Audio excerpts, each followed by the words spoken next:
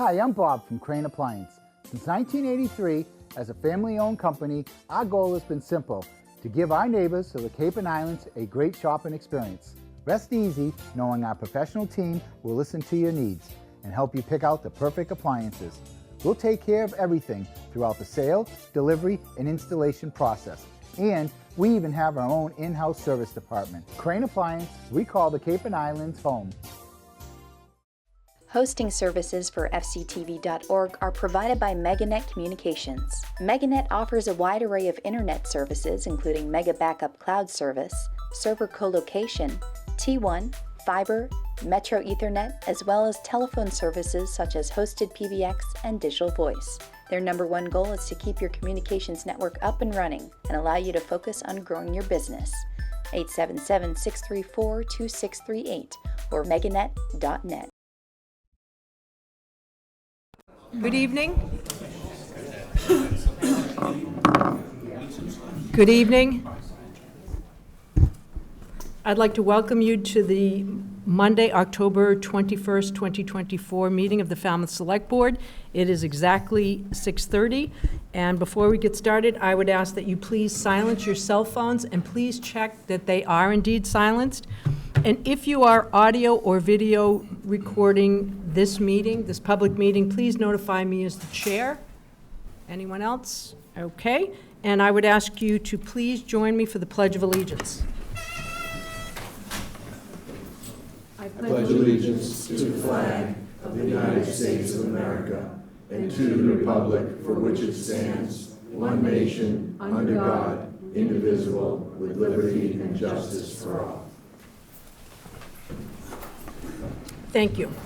Okay, we're going to move into recognitions. Any recognitions from the board? Mr. Miscali? Yes, Madam Chair, thank you. I have two. Last Thursday, I was at the Housing to Protect Cape Cod Annual Summit, and at the summit, they issued 3 Housing Champion Awards, and I'm proud to say 2 of those awards went to Falmouth residents. One went to Michael Galasso, and the other went to Lynn Rhodes. So, you know, well done to them. And the other, actually, I think it's only one. Oh, no, I'm sorry. I just wanted to mention that Howlingbird, if you all know where Howlingbird is, was named Manufacturer of the Year by the Massachusetts Legislative Manufacturing Caucus on September 25th. So another nice recognition for a very good Falmouth business. Thank you. Thank you, Mr. Miscali. Any other recognitions? Mr. Brown? Breast cancer awareness. So anybody that you know that's been through it, just think of them today, and anybody that's still going through it, give them a hand if you can. Thank you, Mr. Brown. Any other recognitions, announcements? Just remind people that early voting is up and running. The schedule is posted at the front of the town hall, and there's certainly a number of opportunities to be able to do it. So keep that in mind. Thank you. A reminder to folks that Eversource will be presenting and sharing their grid modernization plan at a public listening session at noon on October 28th at Falmouth Public Library. Good one. Thank you. And Mr. Brown? Falmouth Housing Trust is doing their annual meeting at the Coonamessett Inn at 5:30 on Thursday. It's always fun, the auction and trying to outbid your neighbors. Not at Woods Hole. No, not this time. It's the Coonamessett. Remember, it's not at Woods Hole. It's been at Woods Hole for many years, but the Coonamessett this year. Okay. Any other announcements? Yeah, tomorrow night Mr. at Zelinski? the Navigator Club in East Falmouth, the East Falmouth Village Business Association is having a Meet the Candidates night over there from 5 to 8. So all the local political candidates are going to speak for 5 minutes each. Not a debate or anything, just a meet and greet. Should be fun. Yep, Thank you. we'll see. Any other announcements from the board? Okay, we're going to move into public comment. Public comment may be made on routine matters not on the agenda this evening. Comments are limited to 2 minutes. Please introduce yourself, and since the matter has not been included on the agenda, the Select Board will not participate in any discussion or debate of your topic. Is there anyone here for public comment? Yes. You have 2 minutes. Hello, my name is Raquel Russell. I would like to encourage the Select Board, Town Manager, and most importantly, the voting town members to vote against any funding requests being made by the school department that is not a matter of student safety at the upcoming town meeting on November 18th and going forward. There are various capital improvement requests being made by the school department: playground mats, cell phone infrastructure, vape detectors, and other requests that could perhaps wait one more year. The proposed changes by the superintendents navigating the future proposal will come with an immediate need for funding. In January, the school committee will vote to proceed with the proposal. The first phase would be implemented next year and end with a $130 million renovation of the Lawrence School, including electrical, plumbing, indoor structural changes, and extensive landscape changes. The superintendent's solution to the lack of space with an East Elementary and T-Ticket merger is to add portable classrooms. T-Ticket students currently utilize 17 classrooms. 9 would be made available at East. There would be an immediate need for a minimum of 4 portable classrooms. How much is that going to cost? Can the fire hydrants accommodate outflow for these portable classrooms?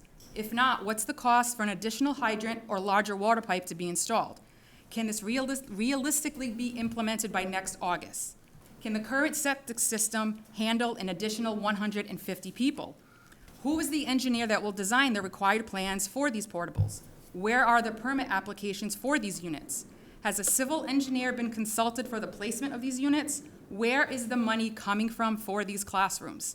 Shouldn't all this have been considered before presenting this proposal? People are measuring for fencing and new playgrounds for the new proposed pre-K location. Who's paying for this? All these questions go unanswered, although Dr. Durr did have a recommendation for the lack of space at East. There's a large storage closet at East that can be converted for our special education students to receive services. Fiscal year 2023, $6 million. $6 million is what the town of Falmouth spent for out-of-district tuition. I'm going to let you know that your 2 minutes is up. Okay. If the board will extend another 30 seconds, is that okay? It seems like a lot of people are here on this comment. Okay, and I do have copies of her written statement. I'll give you 30 seconds. you. Go ahead. So we're operating at a net loss of $5 million for our out-of-district tuition. Students will leave the district if this is implemented. This is not hearsay. Parents are meeting with administrators in neighboring towns. For one important reason, Barnstable's the front runner. They offer a gifted program for elementary-age children. Falmouth used to have one. Under Dr. Durr's tenure, that program has been eliminated. These and so many questions are unanswered. Bullying taxpayers into covering these costs would be malicious, and wiping out the stabilization fund is irresponsible if that's where her funds would be coming from. There's more, but you can read it. Thank you. Thank you. Thank you. Thank you. Anyone else here for public comment? Okay, I will take you, Mr. Crane, and then I have somebody in the back.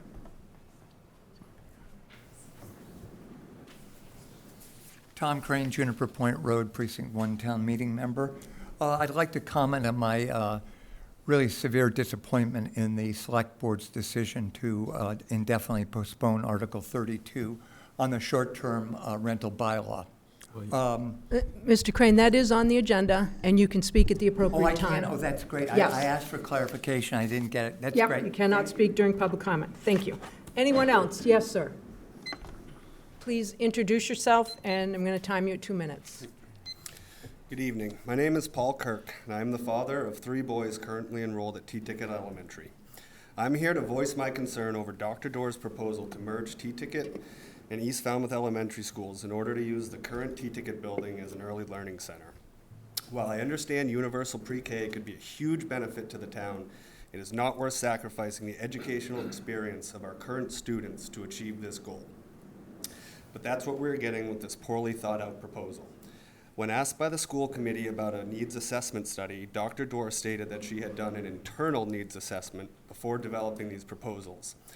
However, when the documents about that assessment were requested, we were informed that no assessment had been done, at least not on public record. And this speaks to the core of the issue: lack of data, lack of transparency, and lack of communication. And we deserve better. Since the plan has become public, parents and teachers have raised many legitimate questions which have not been answered by Dr. Dorr. The FAQ that has been posted provide very few actual answers and instead provide empty words that do nothing to alleviate the concerns of those parents and teachers. In addition, these forums have shifted from an open public discussion to people being asked to write questions on note cards to be read at the superintendent's discretion with no follow-up. Dr. Doris simply has no good answers and has decided to quiet the conversation rather than address the real concerns. Again, lack of communication and lack of transparency. And again, we deserve better. Merging the two elementary schools with the highest needs is a major and complex change for this town and requires a well-thought-out plan, a transparent process that involves teachers, parents, and the community as a whole. I am asking we pause these proposals until we have the process and the information that the decision deserves. Thank you. Thank you, sir. Anyone else here for public comment? Okay, seeing none, we are a little ahead of ourselves, so I am going to move to the consent agenda if the board agrees with that. If there's anything on the consent agenda, please notify me to hold the item. Licenses, consider approval of an application for a common victual license, East Falmouth Subway LLC, doing business as Subway located at 236 T-Ticket Highway East. I would hold this only because we have received correspondence from a neighbor raising a question about this, and I just think we might want to allow for that person to possibly show up, so I would hold it. Thank you. Administrative orders, consider request from the Solid Waste Advisory Committee to change its committee memberships from 7 to 9 members. Consider request to accept the FY 2024 Bulletproof Vest Partnership Program Award in the amount of $11,933.09. Consider the approval of a request from the Recreation Department to submit an application to the Falmouth Road Race Grant Program. Consider approval of the town manager's contract. Madam Chair, I'd move the consent agenda with the exception of Mr. Muscali's hold. Second? Okay, I have a motion and a second. Any further discussion amongst the board? Seeing none, all those in favor? Aye. Okay, and we will come back to that, Mr. Muscali. Thank you. You're welcome. Mr. Renshaw, is there an item you'd like to take out of order? Yes, Madam Chair, I think we can do business item 6, the Okay. Seacrest Shores Association, change of manager. Okay, I'll I don't know throw if the that to applicant you. is here for that. Business number 6. So, Madam Chair, if you don't mind, I'll preface and then let the applicant come up and answer any questions you may have. Okay, And again, this is consider approval of the application by Seacoast Shores Association for a change of manager for its seasonal all-alcoholic beverages club license at 7 Fairview Lane, East Falmouth. Madam Chair and Board, the applicant, Seacoast Shores Association Incorporated, submitted the proper retail alcoholic beverages license application amendment change of manager form, which is attached to your packets this evening. It was dated September 20th of 2024. The proposed new manager's name is Taryn Savoy, and I apologize if I'm mispronouncing that last name. oh, you got it. Seacoast Shores Association holds a seasonal all-alcoholic beverages club license and is licensed to operate April 1 to November 30 from 8 a.m. to 12 a.m. with Sunday hours 10 a.m. to 12 a.m. The club also has entertainment and Sunday entertainment licenses, and it has seating for 127 guests. The Falmouth PD, Fire Rescue Department, and the Building Department have all reviewed the application and have stated they have no objections to its approval. The Health Department has reviewed the application and also has no concerns. And importantly, the new proposed manager, I'm told, has successfully completed the required background check. So based upon the above, Madam Chair, and we can hear from the applicant, if there are any questions, I'm recommending the Select Board approve the application by Seacoast Shores Association for a change of manager for its seasonal all-alcoholic beverages club license at 7 Fairview Lane, East Falmouth, as has been presented. Questions from the board? No, looks like it was in order. Would anyone like to make a motion? Do we need any public comment? It's not a hearing. No. It's a regular meeting. I would move approval. Okay, we do have, okay, so the motion is to approve the application by Seacoast Shores Association for a change of manager for its seasonal all-alcoholic beverages club license at 7 Fairview Lane, East Falmouth, as presented. I have a motion. Second? I have a motion and a second. Any further discussion amongst the board? Seeing none, all those in favor? Aye. Good luck. Okay, Mr. Renshaw, I'm going to come back to you. Do you have another item that you would like to look at? Yes, Madam Chair, I think we might be able to get through business item 11, consider approval of a variance to sign code 18430D, sandwich board signs for Mindful Medical. And again, I'm not sure if the Okay. applicant is here Is the this applicant evening. here? Okay, all right. Madam Chair, if you don't mind, I'll just preface it, just have a few comments. And just, yes. The applicant, owner, agent of Mindful Medical Care has submitted a request for a variance to sign code 184-30D. Madam Chair and board members, an image of the sign is attached. The sign dimensions are 2.5 feet by 3 feet, or 7.5 square feet. The business owner has indicated that the sign is removed at the close of business each day, 5 p.m. every day. The current code allows, as you've heard before, for sandwich board signs under 2 very specific conditions: to advertise perishable goods for sale only, such as food goods or a menu, or for any business in its first year of operation. The sign may be used in the absence of a multi-tenant or freestanding sign, and only for a 4-month period during the first year of operation. Madam Chair, the Falmouth Housing Corporation owns the land upon which the Mindful Medical Care is located, and I've been told has given the business written permission, and there's a letter attached from Ms. Linda Clark, to allow the sign on the property if, in fact, approved by the Select Board tonight. Thank you. Questions of the applicant to the board?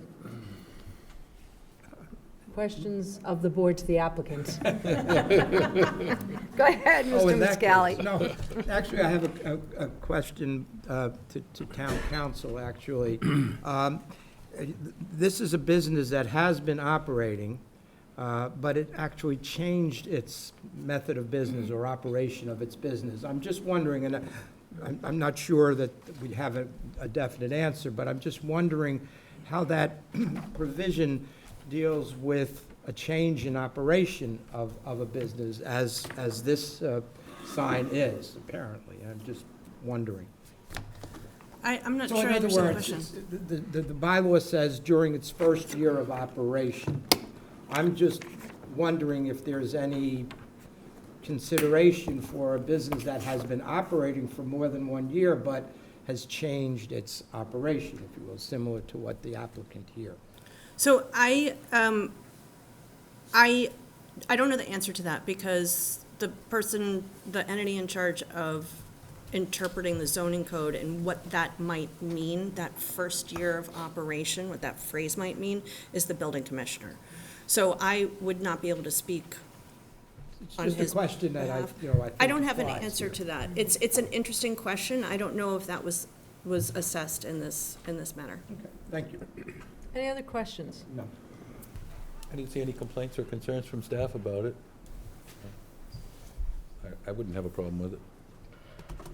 I guess I would just note that this is the second or third case we've had regarding a sandwich board and the very specific cases under which sandwich boards are currently allowable, and maybe it's worth revisiting those if we're going to keep seeing variances and granting variances to that. Makes sense. Great.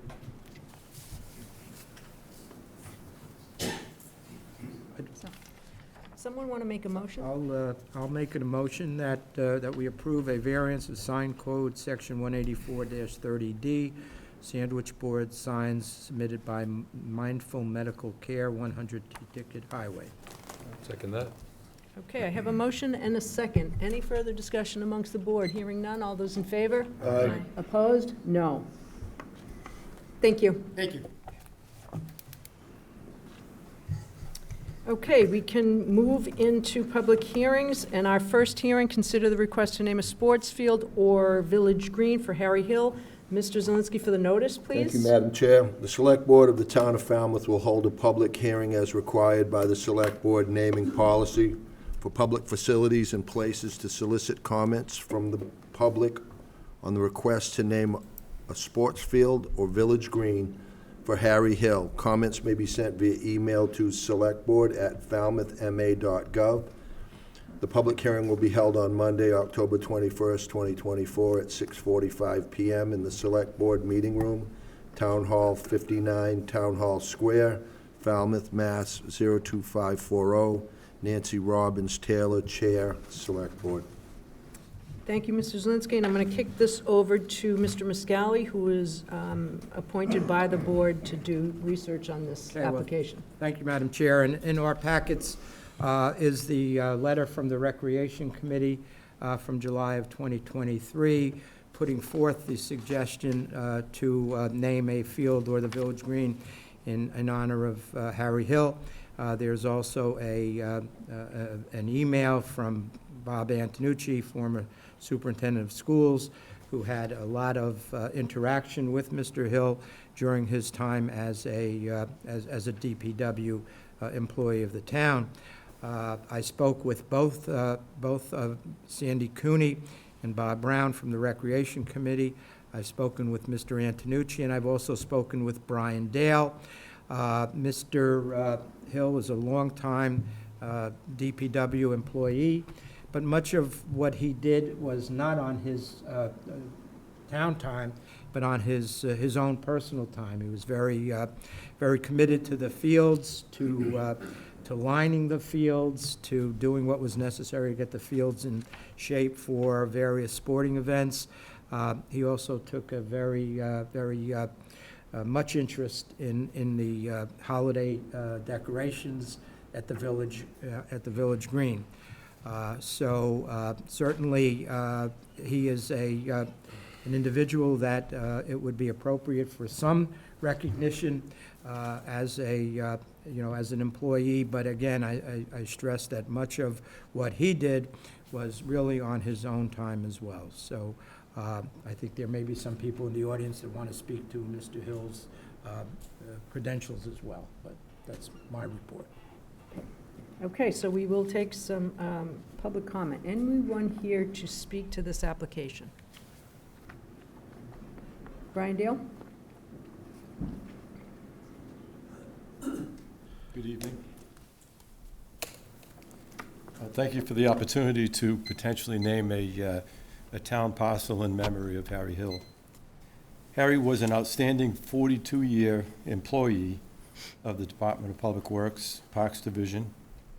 Among his many talents, he was best known for his dedicated, tireless efforts as an athletic field specialist that included field layout and lining.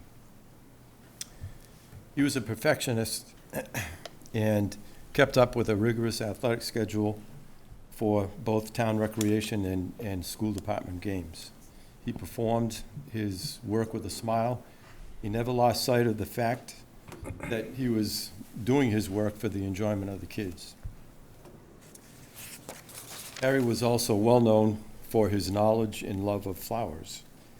He took great pride in designing, planting, maintaining his colorful annual beds at the Falmouth Public Library and many of the satellite parks throughout town. The Village Green Christmas display was very near and dear to Harry's heart. All 15 division employees became his team in November to prepare for the setup of the HGTV award-winning display, inspiring others with creativity and ingenuity. Many of their ideas came to life, such as the appropriately named Silver Hill train that they had built from scratch, and it's still there today. Lastly, thank you to fellow committee members that are here tonight, Ed Valeriani and Ernie Holcomb. Also, thank you to the Falmouth Recreation Committee, Joe Olenek, and Selectman Muscali for all of the great guidance that was given throughout this whole process. Thank you. Anyone else here to speak to this application?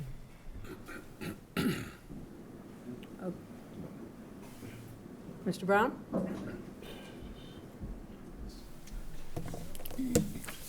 Hello, my name is Robert Brown. I'm the chair of the Recreation Committee. I'm here on behalf of Sandy Cooney also. We discussed this again approximately an hour and a half ago. I had an opportunity to review the select board meeting packet, and the part where it says motion to postpone to identify additional information or input that might be needed.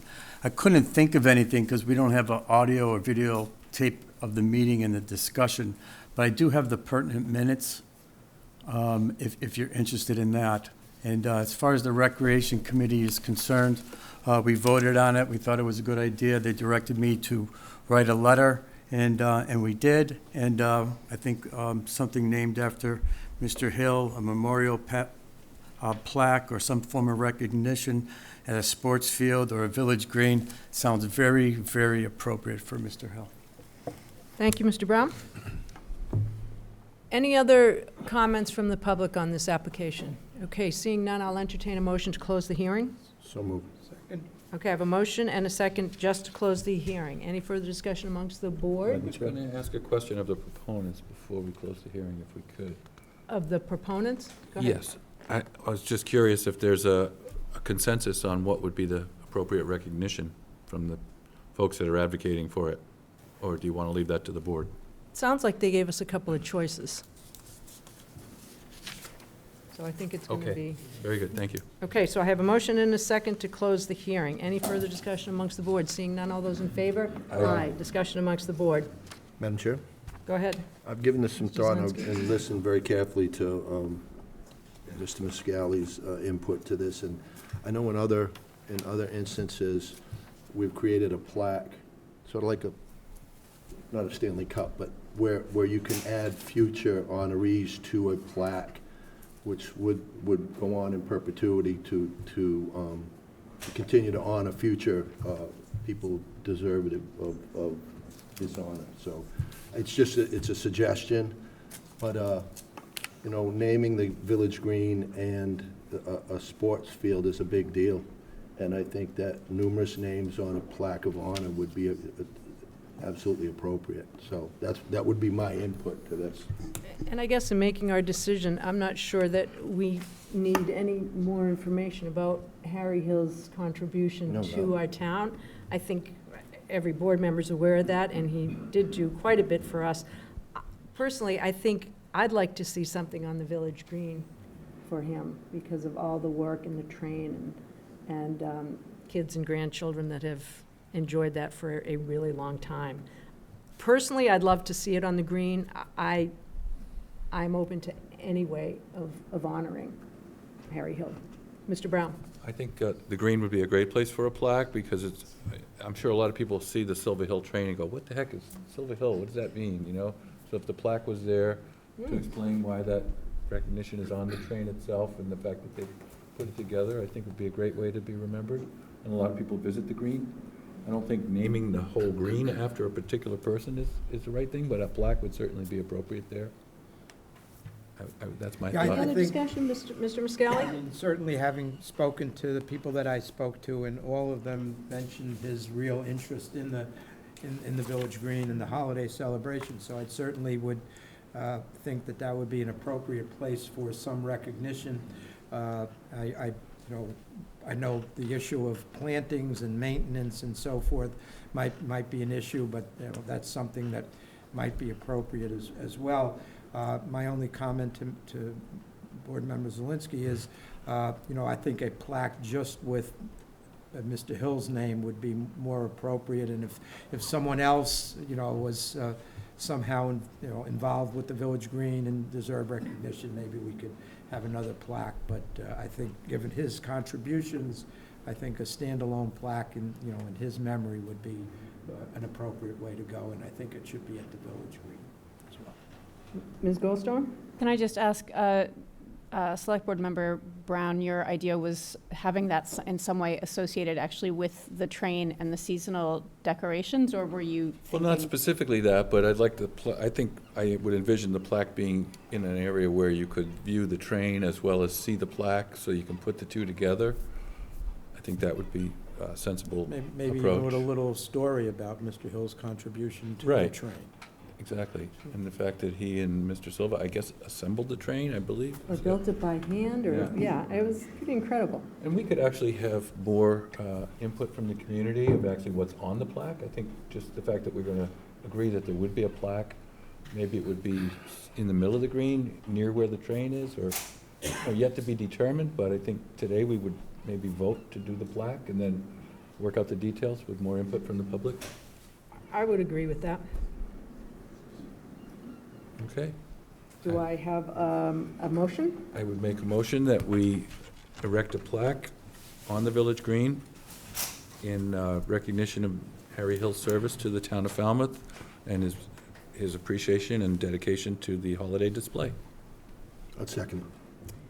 Okay, I have a motion and a second. Any? Madam Chair, before the I'm vote's sorry. taken, if you Go don't ahead. mind, I just want, Yeah, I love the sorry. comments and the discussion. So staff will take this, we'll work with the proponents of the memorial plaque, create some language draft. That'll be the community engagement piece of it. Right. And then draft up a kind of a cost. So the town will incur the cost of purchasing and then installing the plaque, the monument. And maybe getting some more input from the DPW and the rec department, just to what it's gonna look like. And to Ms. Goldstone's point, it needs to be there all year long. Yeah. I agree with you that I'd like to have it somewhere by the train, so that when the train is there at a certain time of the year, I totally agree with you, and it needs to be there all year. Year-round, I agree. Okay. I guess I would say it needs to be there year-round. My one concern with it somewhere near the train is that the rest of the year, the green does get used for a lot of things, so Yeah. something standing in the, maybe if it's next to the flagpole, but anyway, we'll let staff work on the details there. Where it's but- positioned, good point. Fair point. Okay, so I have a motion and a second. Any further discussion amongst the board? Seeing none, all those in favor? Aye. Thank you for bringing that forward. Thank you. Thank you. Okay, we have our second public hearing, which is approval of an application by Town Hall Partners LLC. Mr. Zelinski for the notice. Thank you, Madam Chair. Notice is hereby given under Chapter 138 of General Laws as amended that Town Hall Partners LLC has applied for a change of ownership interest and change of officers/directors to its all-alcoholic beverage restaurant license located at 23 Town Hall Square, Falmouth, Mass. A hearing on the above application will be held in the Select Board Meeting Room, Falmouth Town Hall, on Monday, October 21st, 2024, at 6:45 p.m. Comments may be sent to selectboard@falmouthma.gov. Per order of the Select Board, Nancy Robbins Taylor, Edwin P. Zelinski, Douglas C. Brown, Robert P. Muscali, Heather M.H. Goldstone.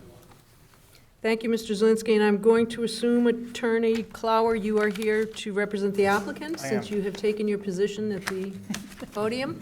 I assume the position, yes. There you Yes, go. I'm here representing Town Hall Partners, DBA Timber. It's simple, it's just relatively some internal restructuring, a change of the ownership interest between, it was 3 members, it's going to be 1 member remaining, will be Mark Bogosian. He'll also be named as manager of the LLC. He's been part of this since the start. To be clear, this is not manager for the liquor license. That liquor license manager will remain the same as it currently is. We're just changing the manager on the corporate side of things with the Secretary of State's office. Operations will remain the same. There's no change to day-to-day operations based on this. Otherwise, I think the application largely speaks for itself, but I'd be happy to address any questions the board may have. Thank you, Attorney Clower. Questions from the board? Go ahead, Mr. Serious Brown. question, is there any kind of cause for concern of ownership of multiple liquor establishments? I'm not aware of it, but I just thought I'd ask. I'm sorry, is there a concern about there being multiple owners? Yeah, no, multiple ownership by a person. Is there any kind of limit? Sorry, one owner, I was trying to listen to both of you at the same time. Is there any One owner, restriction? no, There's so- no prohibition? No, not for this kind of license. There Okay. is for retail license, like, That- yep. Okay, thank you. License, those have, you have to, I think it's 7 max in the state. Okay, But thank you. not for restaurants. Appreciate it. Any other questions from the board? Yes, ma'am. Go ahead, Mr. Zelinski. Mr. Cloud, you've been here through the whole timber thing with butter issues and all of that, and I don't believe Mr. Bogosian's been here for any of those. He's fully aware of the commitments that ownership has made previously to the abutters and the residents there with respect to noise and So he's fully aware of that? Yes, sir. He's been involved from the start. He's been Well, a member. he hasn't been here to be. He's very aware, and he's been involved in the operations of this as well. So he's very aware of the commitments that have been made, and will continue to honor those commitments. Thank you. Thank you, Madam Chair. Any other questions from the board? No? I'll entertain a motion. Close. Motion to close? Motion to close the, hold on. Any comments from the public? Okay, seeing none. I will entertain a motion to close the hearing. Motion to close the hearing. Second. Okay, I have a motion and a second to close the hearing. Any further discussion amongst the board? Seeing none, all those in favor? Aye. Discussion amongst the board? Don't see Don't see that. any problem with the application. I don't It's, either. as Mr. Clower, Attorney Clower mentioned, it really has nothing to do with the license, it's only corporate structure, so I don't see there being anything that we need to be concerned about necessarily. And I don't see any comments, concern from the public safety. We have not received any emails, I don't believe, about this application. And there's no correspondence either, right? Nope, not that I'm aware of. Okay, I'd entertain a motion. I'll make the motion that we approve the application by Town Hall Partners LLC, DBA Timber, for a change of ownership interest and a change of officers, directors, LLC managers, for its all-alcoholic beverage restaurant licenses located at 23 Town Hall Square, Falmouth. Second. Okay, I have a motion and a second. Any further discussion amongst the board? Seeing none, all those in favor? Aye. Opposed? Unanimous. Thank you. Thank you very much. Really appreciate your time tonight. Okay.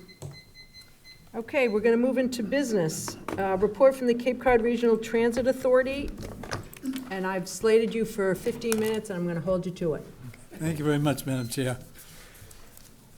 For the record, my name is Tom Kerr. I'm the administrator for the Cape Cod Regional Transit Authority, and appreciate the opportunity to come in and talk about some of the Falmouth-specific issues that we've been doing. We are responsible for providing public transit to all 15 Cape communities, roughly 400 square miles. We have a number of different services that cover the entire Cape, but I'll speak kind of specific to Falmouth and obviously answer any questions you may have. Recently, you may have noticed we've placed 3 electronic displays at 3 different shelters here in Falmouth, one at the Falmouth Mall, one at the Dunkin' Donuts in East Falmouth, and one at Seacoast Shores. It tells you where the buses that will be arriving, when it will be arriving, and how far away, and how many minutes, and all of that stuff. So the advanced technology keeps changing in our industry, and that I thought would be helpful. So a lot of people have commented on how helpful that is, so they're not late for buses and not late for work and the like. We also have them in other parts of the Upper Cape. We just put one in Sandwich and 2 in Mashpee. Another matter that we've worked closely with the EDIC and the Falmouth Chamber and others is this ambassador program up at the transportation by the Steamship Authority. They had an ambassador program this summer and asked us to participate because, you know, our Whoosh bus and our regular Sea Line buses go through there. And from my monitoring of how things worked out, everyone said that the ambassadors were very helpful to many of the constituents and customers that were asking about where our buses go and things of that nature. So we were very pleased to contribute our portion, and hopefully that will happen again next year. You know, Mr. Wayne Lingerfelter was the gentleman who approached us about it, and we felt very good about participating. Another thing of interest, obviously, to Falmouth is the Steamship Authority. I know it employs a lot of Falmouth residents, and you folks appoint the board members and the like. So 7 years ago, we entered into a partnership with the Steamship Authority, a collaboration that has proven very beneficial to our region. I don't want to get too technical with the jargon that's associated with this project, but we have to report national transit data information to federal transit folks in Washington, and with that, it generates more revenue back to our region of Cape Cod.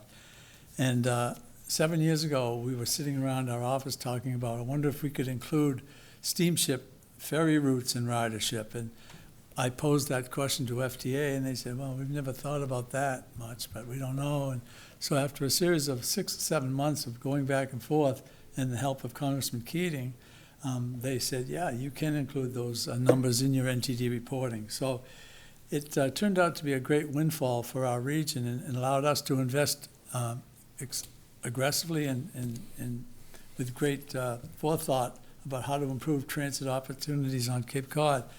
And over the course of the last 7 years, we've given the Steamship Authority $43 million, which they've been able to use to purchase not new vessels, but to rebuild new vessels that were critical to their operation. And we currently have a $7.2 million reimbursement payment in process from their most recent filing. So we are the designated recipient. All over the country, there's a designated recipient in each region, and the Cape Cod RTA is the designated recipient. So we provide those investments to various transportation improvements on the Cape, and that partnership with them and Highline and Peter Pan and P&B has really proven to be helpful to allow us to do more investing in improvements on Cape Cod. And I should say at this point, Bob Muscali is the representative on our board. We have a 15-member advisory board made up of a member from each community, mostly town managers and/or selectmen. And since Bob has been on board, he's made sure that Falmouth is well represented, constantly asking us about things and how can we do this and how do you want to do this. And he's been very supportive of some of our initiatives that we've pursued and continue to pursue. So I want to thank you publicly, Bob, for all of your valuable input. Last year, we introduced a new service called Smart Dart. It's a ride-hail service on demand. It's an app where you don't have to wait 24 hours to schedule a ride. You can do it on your app. And I've asked our team to make sure that no one has to wait more than 30 minutes for a ride.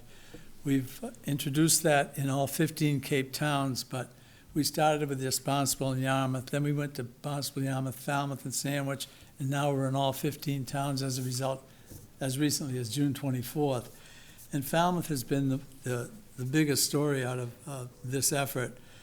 To date, since we started Smart Dart, there's been 10,641 rides in the town of Falmouth, which is far ahead of everybody else. And Cape Cod RTA has provided 102,123 rides to Falmouth with all our services, including the Sea Line, which runs from Woods Hole to Hyannis on an hourly basis. Our DART service, which is different. Our DART service is you call ahead 24 hours ahead of time. We come to your home, pick you up, and take you where you need to go. Many people use that for shopping and medical appointments and the like. And we average about 850 people a day Cape-wide on our DART service. We have the Whoosh bus, which all of you are certainly familiar with, and I thank you for the support you've given us since back in the 80s for our trolley that runs in the summer. We had 8,319 people ride the Whoosh bus this summer. Our Boston Hospital bus, which really runs kind of on the northern part of the Cape from Provincetown, Wellfleet through Sagamore to 17 Boston hospitals 4 days a week. 57 residents of Falmouth took advantage of that in fiscal year 24. We gave 191 ADA rides, and our Council on Aging, working closely with Jill Bishop, we provide a vehicle to Falmouth, COA. They carried 3,298 trips during the fiscal year. One of the things that I've done over the last several years is really try to emphasize the importance of senior mobility, older adults getting around. We have, as you all know, we have a very significant older population on Cape Cod. And so we introduced 4 or 5 years ago free fares for seniors and disabled on Wednesdays on our fixed route service. So it's free fares for all of those folks. And then last year we added Fridays to free fares for everybody on Fridays. So now people can go on the Whoosh anywhere on the Cape for free on Fridays and Wednesdays and Fridays if you're a senior or disabled. And I looked today quickly, I hope these numbers are right, and I'm sure you can correct me, Madam Chair, if I'm wrong, but it said 42% of Falmouth's population is over 60 years of age. And those are the kind of things that we thought about when we introduced this. The revenue from our fixed route is not real significant. Most of our revenue is generated from state contract assistance, Federal Transit Administration and fares. And so I think that the fact that we're getting more riders offsets any loss in revenue by allowing for the free fares. We also aggressively go after grants, and because of our revenue situation where we're in really sound fiscal management, I introduced a new sort of a grant program, but we gave all of the 15 councils on aging a small stipend to help with, gas for their vehicle and/or drivers. And all 15, it was $59,000 Cape-wide. It wasn't a lot of money, but Jill and others, her colleagues, were very thankful that we introduced that because it was another indication that we recognized the importance of senior mobility. Recently, we also developed a new technology called GoCard.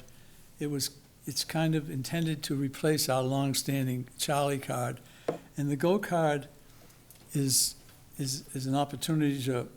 Currently, we have our GoCard where we've gone out to the different councils on aging since June, and we've registered 3,300 people and taken their picture and put it on the card. And all seniors and disabled just need to show that, and that's how they get on our bus. And in January, when all the hardware is completed, it will allow everyone who uses the GoCard to use that to load funds or understand if they're getting a student break or if they're senior disabled. So it's more advanced technology, and it's simple, and your picture's on it, and it's going to be great. And I'm really pleased and surprised at the number of people that have registered to get the card. Before the hardware's even in, we have over 3,000 registered people. Cape Flower train service, our 15-week train service in the summer, we carried 13,588 people, which is a 6% increase from last year. It's been a great success, and we have buses that meet the train in Bourne that make it a seamless transfer to their final destination very quickly, and it's been an overwhelming success. I meet that train every Friday night and have for the last 11 years, and I'm always astounded at the reaction from people getting off the train, thanking us for, allowing us not have to deal with Route 3 traffic and the scenic vistas they enjoy on the train. And it's unique. It's got a bicycle car on the train with 60 stands and tools for people to work on their bikes. A lot of people take their bikes on that train. We have a concession car on this train with beer and wine, which is unlike any MBTA commuter rail service. And that's worked out okay, surprisingly. I'm sure it has. You're getting down on your time. Okay. So You've got 3 minutes left. how much? 3? 3. Okay, so as I said, we have really great sound fiscal management, have a great CFO who pays great attention to, the bottom line, and we aggressively go after grants that are available. And a few months ago, we went after what is known as a low-no grant, where we were successful, the second largest recipient in New England, $14 million, which allowed us to purchase 13 Gillig buses, 45-seat buses that are electric vehicles. And we've worked very closely with the consultant, Hatch is the name of the consultant, to help us with the migration from fossil fuels to electric vehicles. Greenhouse gas emissions on Cape Cod, 55% of them come from transportation, so we pay really close attention to that. And we're transitioning over. We did a 10-year strategic plan, a 5-year capital plan, with a full migration to happen within 10 or 15 years to our 140-member fleet. I really only have a couple more things that I was going to say, but if I'm running out of time, that's okay. I mentioned the Bourne Rail Trail because we were asked way back when to be able to fund that effort, because the town of Bourne has gone forward with a consultant, VHB, for years trying to get the work done in phases from the canal to North Falmouth. And really, the town recognized that wasn't going to go anywhere. It was cost prohibitive, and bridges would have to be replaced, and land takings and the like. So they had a study done that determined that if you rip the tracks up, you could do it for, instead of the $80 million that was estimated, you could do it for $20 to $25 million, and you could cut 30 years off the time. So we asked FTA, because we were asked if we could help in the funding, and they said they encourage they encourage investing federal dollars into bicycle and ped activity if it's in proximity to a bus route, and this runs right next to Shore Road, so we identified funding for that effort. And the governor and lieutenant governor and Congressman Keating and others have continued to work on this initiative for, a couple of years, and, it's ongoing, and they're still trying to work out some details. We do have the funds in place when, in fact, this happens, but it would connect Shining Sea to the canal and then have Woods Hole go all the way around, ultimately to Provincetown. So an economic windfall for not only the Upper Cape, but for the entire Cape. And so we're excited about contributing in that effort. That's all. I have other stuff, but I'm happy to answer any questions. Questions or comments from the board? I'll start with Ms. Goldstone and then Mr. Brown. Sure. A question and a request. So the question is, you were talking about the plan for transitioning away from fossil fuels, and what was the end date, the zero carbon date that you had in mind for that plan? Well, initially, when we started thinking about this as transportation leaders some years ago, when we heard about greenhouse gas emissions on the Cape, that we really tried to learn as much as we can. We hired a consultant, Hatch, a nationally renowned company that helped us, interact with Eversource and the utilities in terms of getting the charging infrastructure in place. And so we, early on, had a 10-year window to try to be transitioned completely over to electric. But in the interim, we found out, I haven't been pleased with the advancement of the technology in batteries. So we've switched a lot of the original strategic plan to not just fully electric, but some fossil fuels still, because we figure if you get a lot of people on a fossil fuel bus, you're still getting cars off the road. So we're learning as we go along, but the intention is within the next 10 years to try to, and we've got 20 already on our system working out of the 140 that we have. Thank you. My request is just, I've been over here frantically scribbling notes, but is there any chance just some of the key figures that you shared with us tonight, if you could share those by email, or are these all things that we can find? No, I'll send you something. That would be great. Thank you. Yep. Mr. Brown. I just want to start by saying I thank you for all your work you've been doing. I'm pretty familiar with the organization, and you've really turned it around and brought it a long way from when you started. So thanks for that. The second thing is, maybe when you're getting the Steamship Authority some of those funds, you could encourage them to try to do some electrification as well. Just one thought. And then the other one is also a request. Is there any chance that we'll sometime soon have a fixed route that goes down Sandwich Road, Brick Kiln, and then Gifford Street? We're starting to have a lot of housing developments in those areas, and it would be pretty useful. Well, thank you for bringing that to my attention, Doug, because the next thing that was on my list that I was going to speak to, we just hired VIA, which is another nationally renowned consultant, to look exclusively at our fixed route services. We have 7 across Cape Cod: Sea Line, H2O, Whoosh, Flex, and we're looking, and we meet with them every other week, and we will for another 2 months to determine, population centers and where it's best to have our stops and our routes altered. We do that all the time, working with the Cape Cod Commission, and I'm pretty pleased with where they go now. We have limited ability to go to every single street on Cape Cod, but if there is housing development being built, we need to think about that. We already go up, 151 quite a bit with Sturgis students and other students, and Sea Line goes up through Woods Hole to East Falmouth, but I'll definitely make sure we pay attention to that, Doug. And thank you for your kind comments. And then the other thing is, you're aware, I'm sure, that the service center is on Gifford Street. That's another really important reason that we could use that service. So. Brenda Swain had called me 1,000,000 times in my tenure at CCRTA, and I've been to the service center many times because we didn't have fixed route service able to go in through there. So we increased our DOT service where you call in 24 hours ahead of time. Yeah. And she was appreciative and understanding that we can't just change our fixed route services every which way if we're not getting people to get on our bus. So we did make up some of the difference with DOT, and we can still do that. But as you know, Doug, you're familiar with how we operate, probably more than most people, but that's an important piece, and we know about that. So we'll try to continue to service that area. Great, thank you. Any other comments, Mr. Muscali? Yeah, echo Select Member Brown's comments about how well you're doing. When we moved here in 2011, I was told that the public transportation system on Cape Cod is a mess, but your numbers belie that fact. There obviously is a success. You know, the DART program, the Smart DART, you're, as you said before, you know, advancing with the technology, and it's really wonderful. My question, and I realize it's really not under your control, but people are always asking about the flyer program and why it can't be done more often or more regularly during the year. Do you have anything to say about that?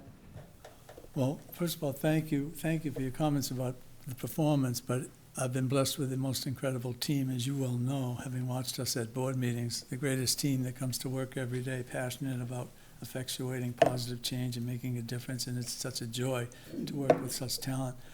Trains, I've been trying to get the train extended from Middleborough to Buzzards Bay for the last 20 years. Obviously, Fall River and New Bedford took precedence from the state's point of view, but now it would make sense to put that 18 miles to get to Buzzards Bay. There's welded rail already in place where trains can travel 69 miles an hour. You cross the bridge, the trains, restricted speeds because the quality of the track is federal, it's for freight, and it's restricted at 25 miles per hour. It's not good quality track. There's no real active rail in the Cape.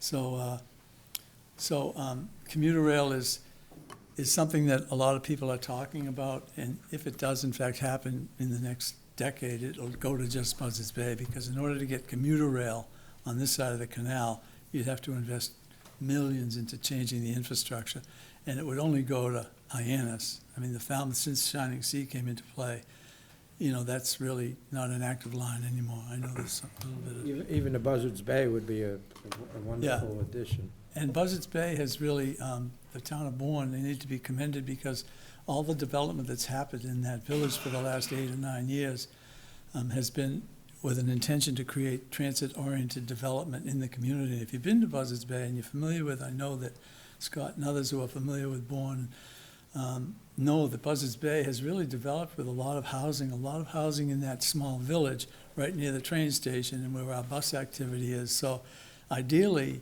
you know, you wouldn't need an automobile if you could live there, if you had the TOD going. So it's ongoing. As Doug knows, Doug has battled as hard as anyone on some of these initiatives. So it takes time, but you keep plodding away, and that's what we do. One last thought? Quickly, we're behind. Sorry. Just one more thing is the Sue Moran got $8.6 million to start designing a new rail spur that could relieve the need for the North Falmouth rail track. So I don't know if you're really particularly aware of that, but maybe you might want to put some of your money in, combined with that before it goes, before it expires, because she did get $8.6 million to start that planning. Well, I'm sure that's in a bond bill. So when the administration I think she got it in the budget. I think it's actually in the budget. Yeah. Oh, I thought it was a bond bill as well. Okay, well, I'm not really sure, so maybe I don't know. Thank you very Madam much. Chairman, very much. Thank you. all. Take care. Okay, we're going to move on to the Beach Committee. Dr. Schneider, and again, 15 minutes, and I'm going to try and hold you to it, please.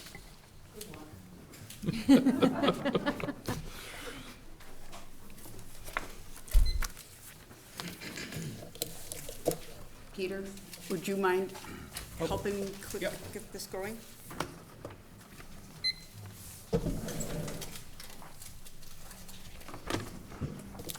Everyone's afraid it's just a PC. I hate it. Why isn't it a Mac? Okay, so that didn't help. That's the country club. Yeah. Nice try. I'll talk about it, but Start it over. These minutes don't count, Nancy. Beach. Only if you keep to your 15. We just shut off the microphones. Thank you. Now, I'm going to advance it with just using this. Yep. Okay, thank you.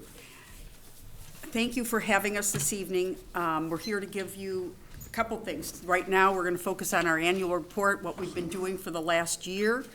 And I'd like to have the committee stand that's here, because you have 7 people plus our superintendent of beaches that have put in. Dr. Schneider, just introduce yourself, please, Sorry. for me. Thank Barbara, you. can you hear this? Yeah. I hate that it's made for a tall person. I'm on my toes. Anyway, okay. I'm here tonight to talk about the didn't tell us who beaches you and what are. we've done for the last year. I'd like to have the beach committee stand, if they would, please. And introduce yourself as I'm the chair, Barbara please. Schneider, Thank you. Chair of the Beach Committee, and I was going to say that when I had them stand. And Maggie Clayton, who is our Superintendent of Beaches, is also here tonight. And we've all been working closely together for the past year to get an awful lot accomplished. I'd like to start by, if I can change this correctly. So I'm not sure why it's showing you that. Hit escape. Top right.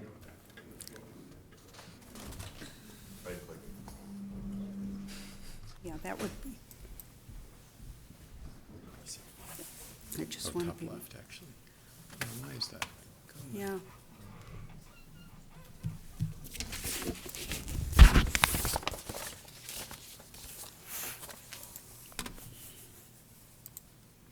Do you want to just do slideshow? No, what do you just do? This? Arrows back and forth, up or down. Okay, great. Oh, Okay, time's so we've up. been working carefully with, to have a full staff of 155 this year, and operating 10 beaches safely, and providing a lot more CPR training to staff, which we hope to continue to expand upon. We've also participated in a beach facility working group that's been seeking solutions for mobility, both with porta toilets and with our buildings, to plan for the inevitable beach office relocation.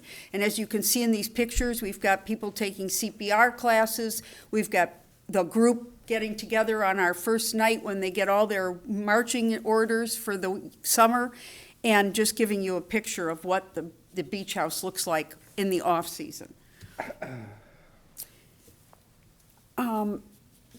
We took what we learned a year ago, and we started to work with Leslie Fields, and we were able to put together a successful CCM grant, where we just learned last week that we are the recipients of $152,000 that will help us further our knowledge about Surf Drive Beach and what we can and can't do with nourishment successfully there. We also oversaw the completion of all the new parking attendant huts to provide safer, more comfortable, and certainly more attractive seating. So you've seen they are stored actually in the parking lots. We're not moving them unless we have to, because every time we move them, it just creates a little more wear and tear on them. So they've been moved to safe locations, hopefully, and we are certain that they can be removed if need to be.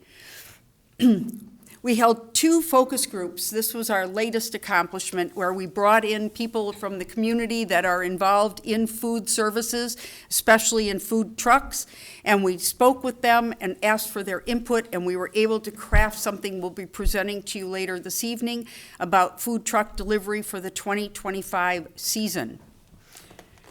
We also worked in cooperation with Litter Free Falmouth, the Rotary, Old Stone Dock Association, in picking up the litter on the beaches numerous times over the year.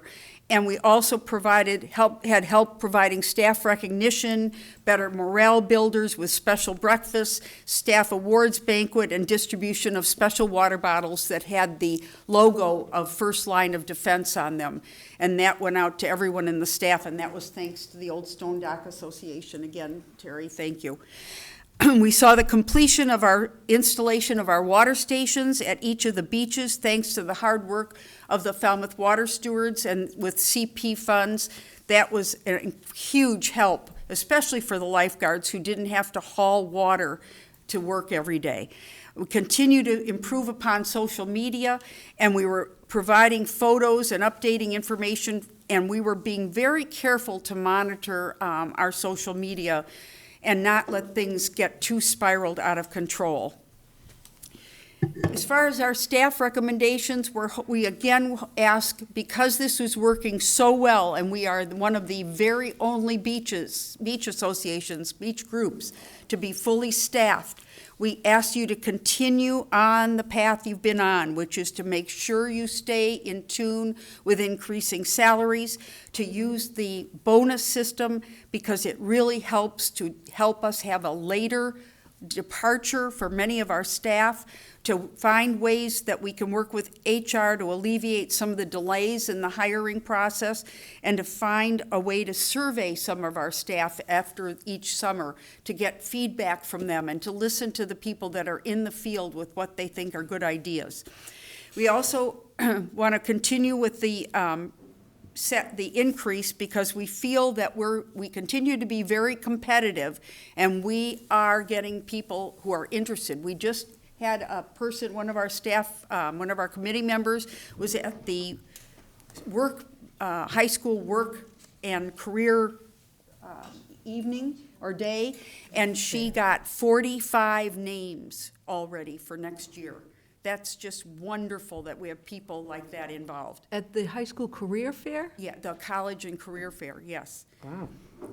We also think that this bonus system and helping to encourage people to get CPR training is really paying off too. So even at the end of the summer, we are finding that we've got somebody at the beach who is CPR trained, sometimes many more than one. Just to point out that we took in $1,427,000 plus, a little over last year's amount, and we sold 19,226 daily passes at Minot East, Surf Drive, Mill Road, and Old Silver Public.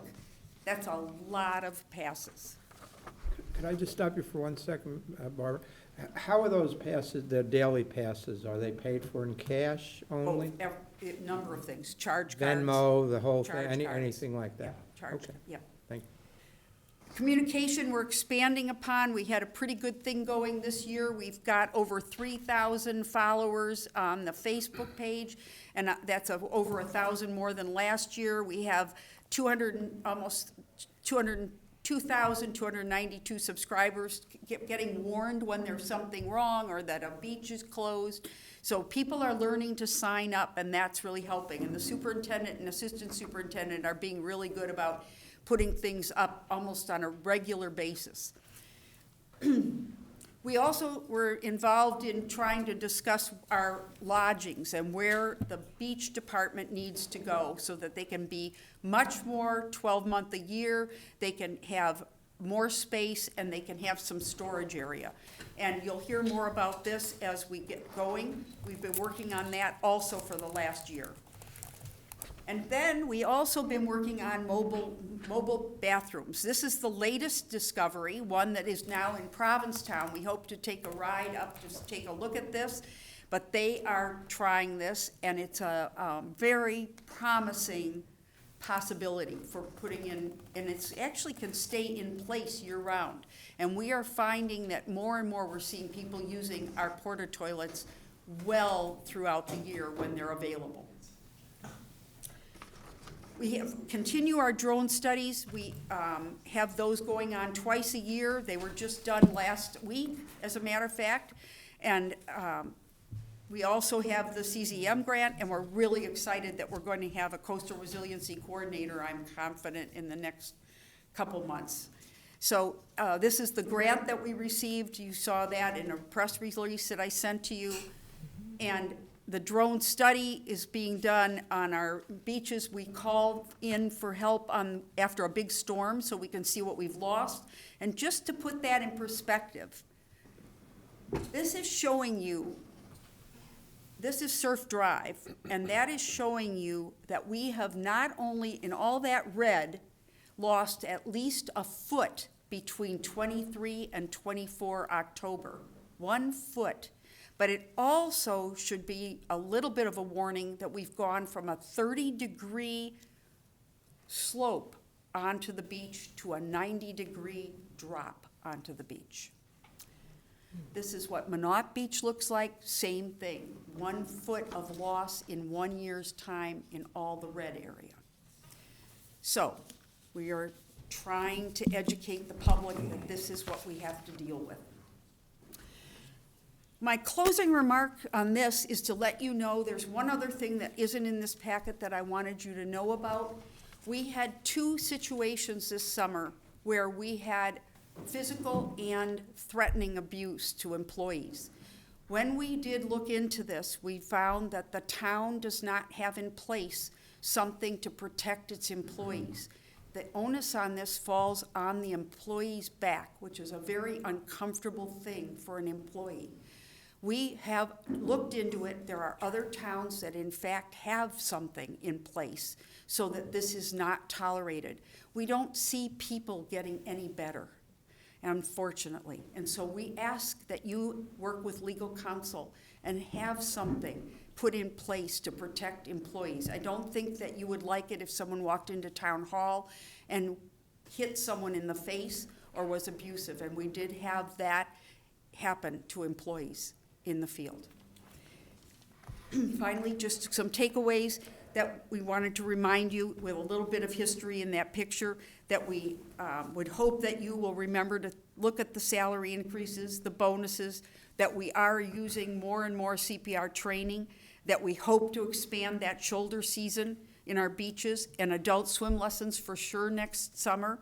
We look forward to working with the Coastal Resiliency Director and we hope you'll continue to support our work as we look for more grants. And we hope to get to a 12-month beach coordinator position, new beach staff headquarters, food truck programs next year, and hope that we can see a lot of positive change for the beaches. Thank you.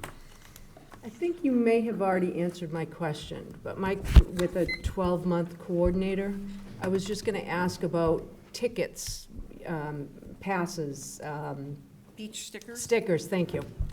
That was a little bit of a bump and a hurdle this. Yes. And I know that we have new software. We also have hopefully a new plan on how to start things a little earlier and be working on that. We've been working with HR. I've met with HR, and Maggie's met with HR, and I know we have things in place that are going to be both software improvements and timing improvements that should make a lot of things go smoother in the early part of the season. Oh, thank you. Any other questions or comments from the board? Sounds like we need a bouncer at the beach. I'm going to go to Mr. Rencher. Did you want to say something? Yes, Madam Chair, just Mr. Muscali. a response real quickly to a comment that Dr. Schneider made as far as the town not having any policy or procedures in place. We did have 2 incidents involving employees of the beach. There is a process in place, kind of a reporting process. The Falmouth Police Department's involved in that process. So I don't think the statement that the town has nothing in place to address situations where employees are assaulted or there's an incident at the beach involving an employee is accurate. There is a process and a policy in place. I guess I would say that there are towns that have actual policies that back up so that the town proceeds. In our case, it was up to either the employee or the police themselves to proceed instead of the town proceeding to protect its employee. And I would ask that you at least look into the towns that do have that zero tolerance and a way to back that up. And that's our recommendation, because it was a really uncomfortable thing and it wasn't comfortable for the employees to want to go forward on their own. Mr. Muscali. Well, that was one of my questions. The other, is there any way to, I know that they do parking updates or, status of the lots.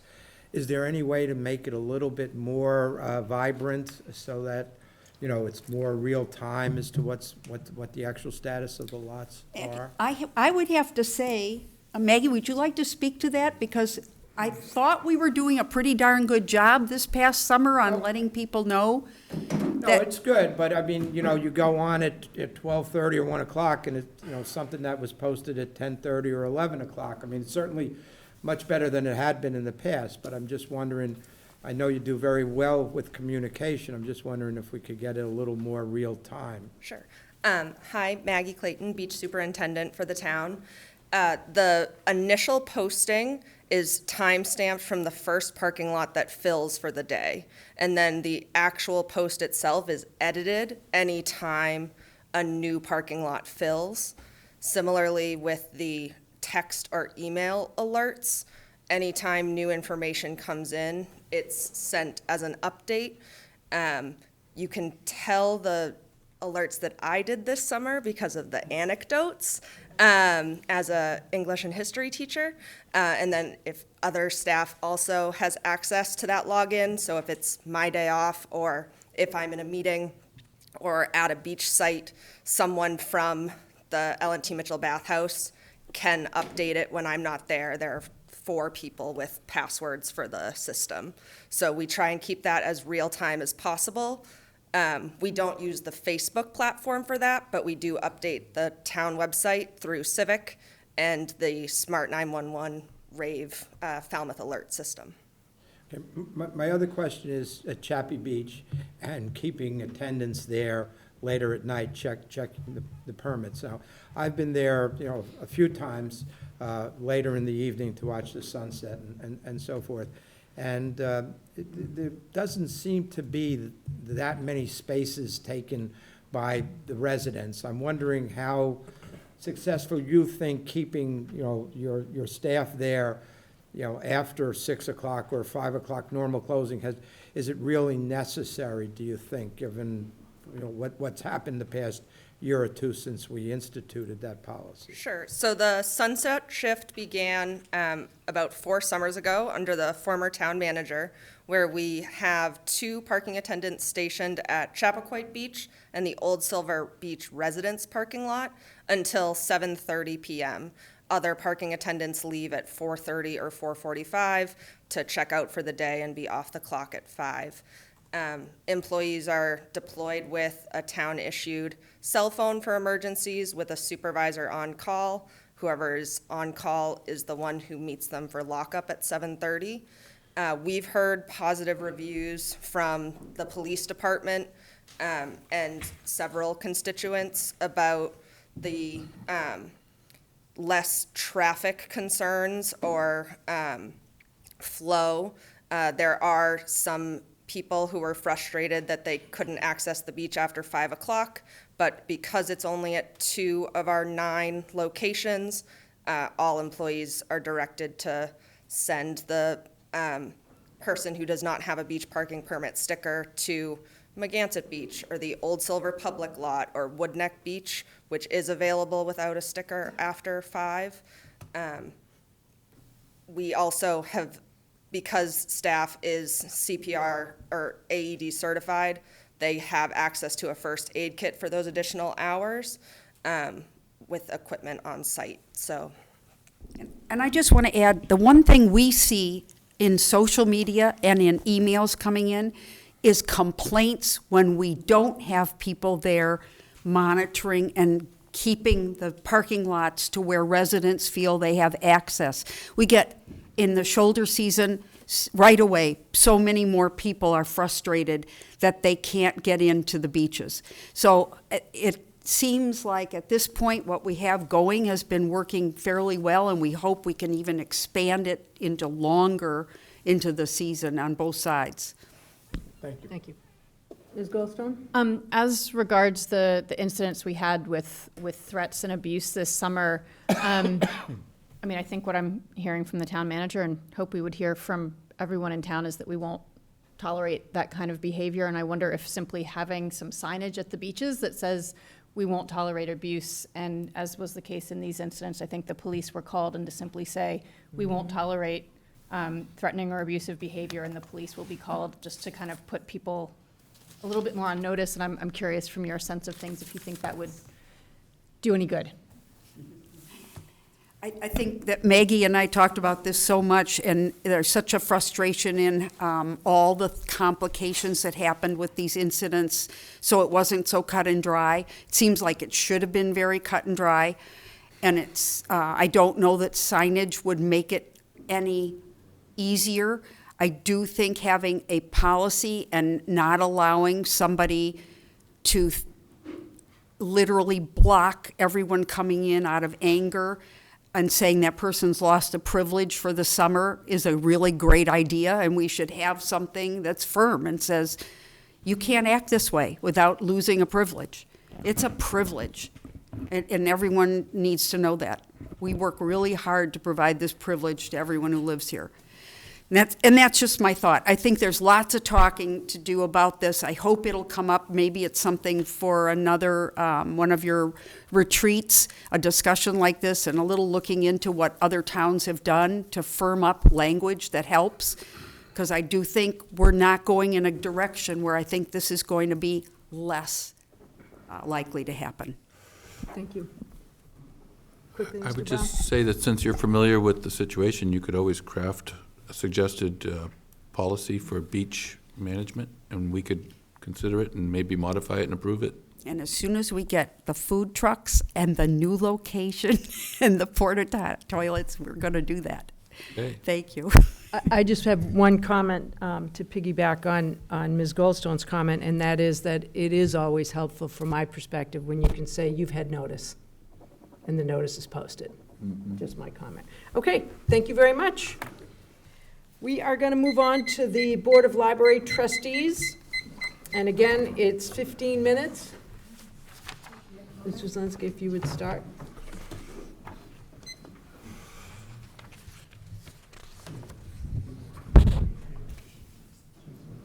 Good evening. I'm Judy Fenwick, the Chair of the Board of Library Trustees. And do I have to hug this? You have to yell. I have to yell? Okay. Judy Fenwick, Chair of the Board of Library Trustees, and I've asked Brian Stokes, the Director of the Falmouth Public Library, to join me this evening. We're going to share reporting duties.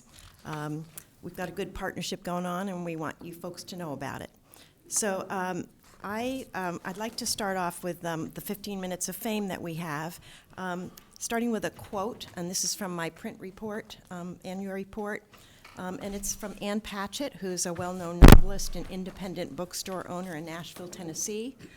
She writes, "Even with all the cutting of budgets and hours, a library is still the best example of our government at work. We may never have full equality in our legal system, our schools, or our health care, but in our libraries, there is parity. All are welcome, all books are free, and if you can wait a little while, all books are available." And that sings to the CLAMS network that we have on the Cape. So I wanted to quote that because our budget every year, the town budget, is, what's our number this year, Brian? Do you know, going forward? Okay. We're level funded from last year, we'll put it that way, going forward.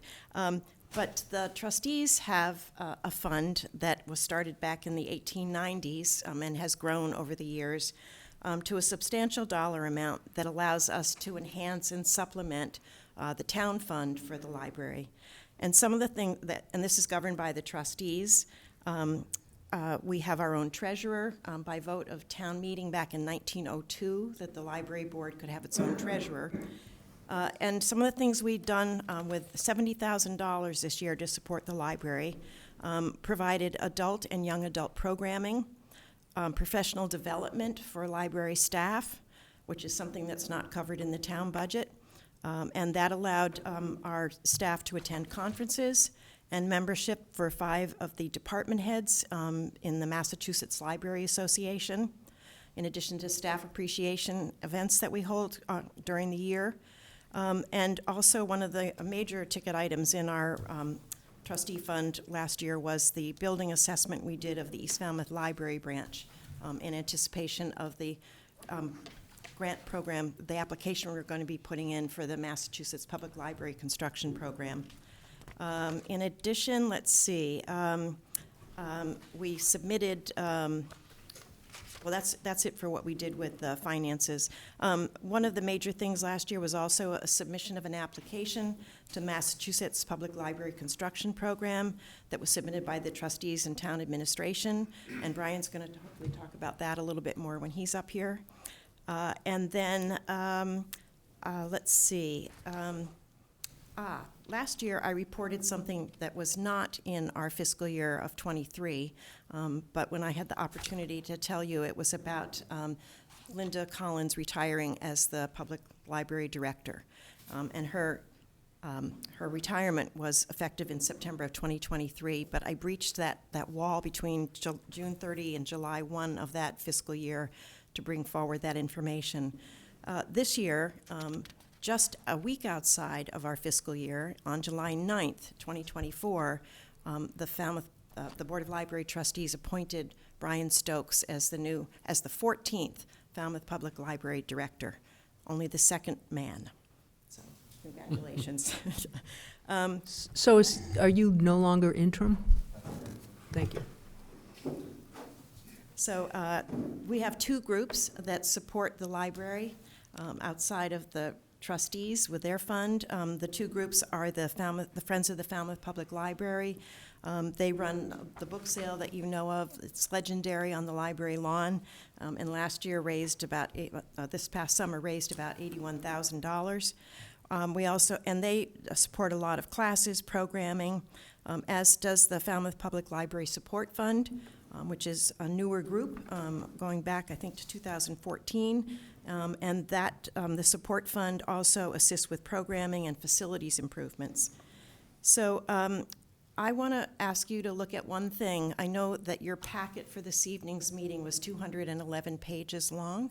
But if you have a chance, I'd like you to read somewhere, or just look at it, pages 61 to 71 when you have a chance, not now, so that you could get a full flavor of what the staff of the Falmouth Public Library does. And this is a report that they submitted to the Board of Library Trustees of their work over the summer of 2024. You'll enjoy it. Thank you, Judy. Good evening. I'm Brian Stokes, not interim library director of the Falmouth Public Library. Thank you for letting me speak for a few minutes. We had a really great year at the Falmouth Public Library. Circulation of library materials year over year is up 20%. Which is great. We're above where we were before COVID. So people are really using the library both in person and both online. The largest growth we saw in the use of our collection in fiscal year 2024 was in e-audiobooks. So back in the day, an audiobook was a tape or later a CD that you would check out, and sometimes these would be 26 sets of 26 CDs that you'd have to take and pop into your CD player and listen to for 74 minutes, then change the CD.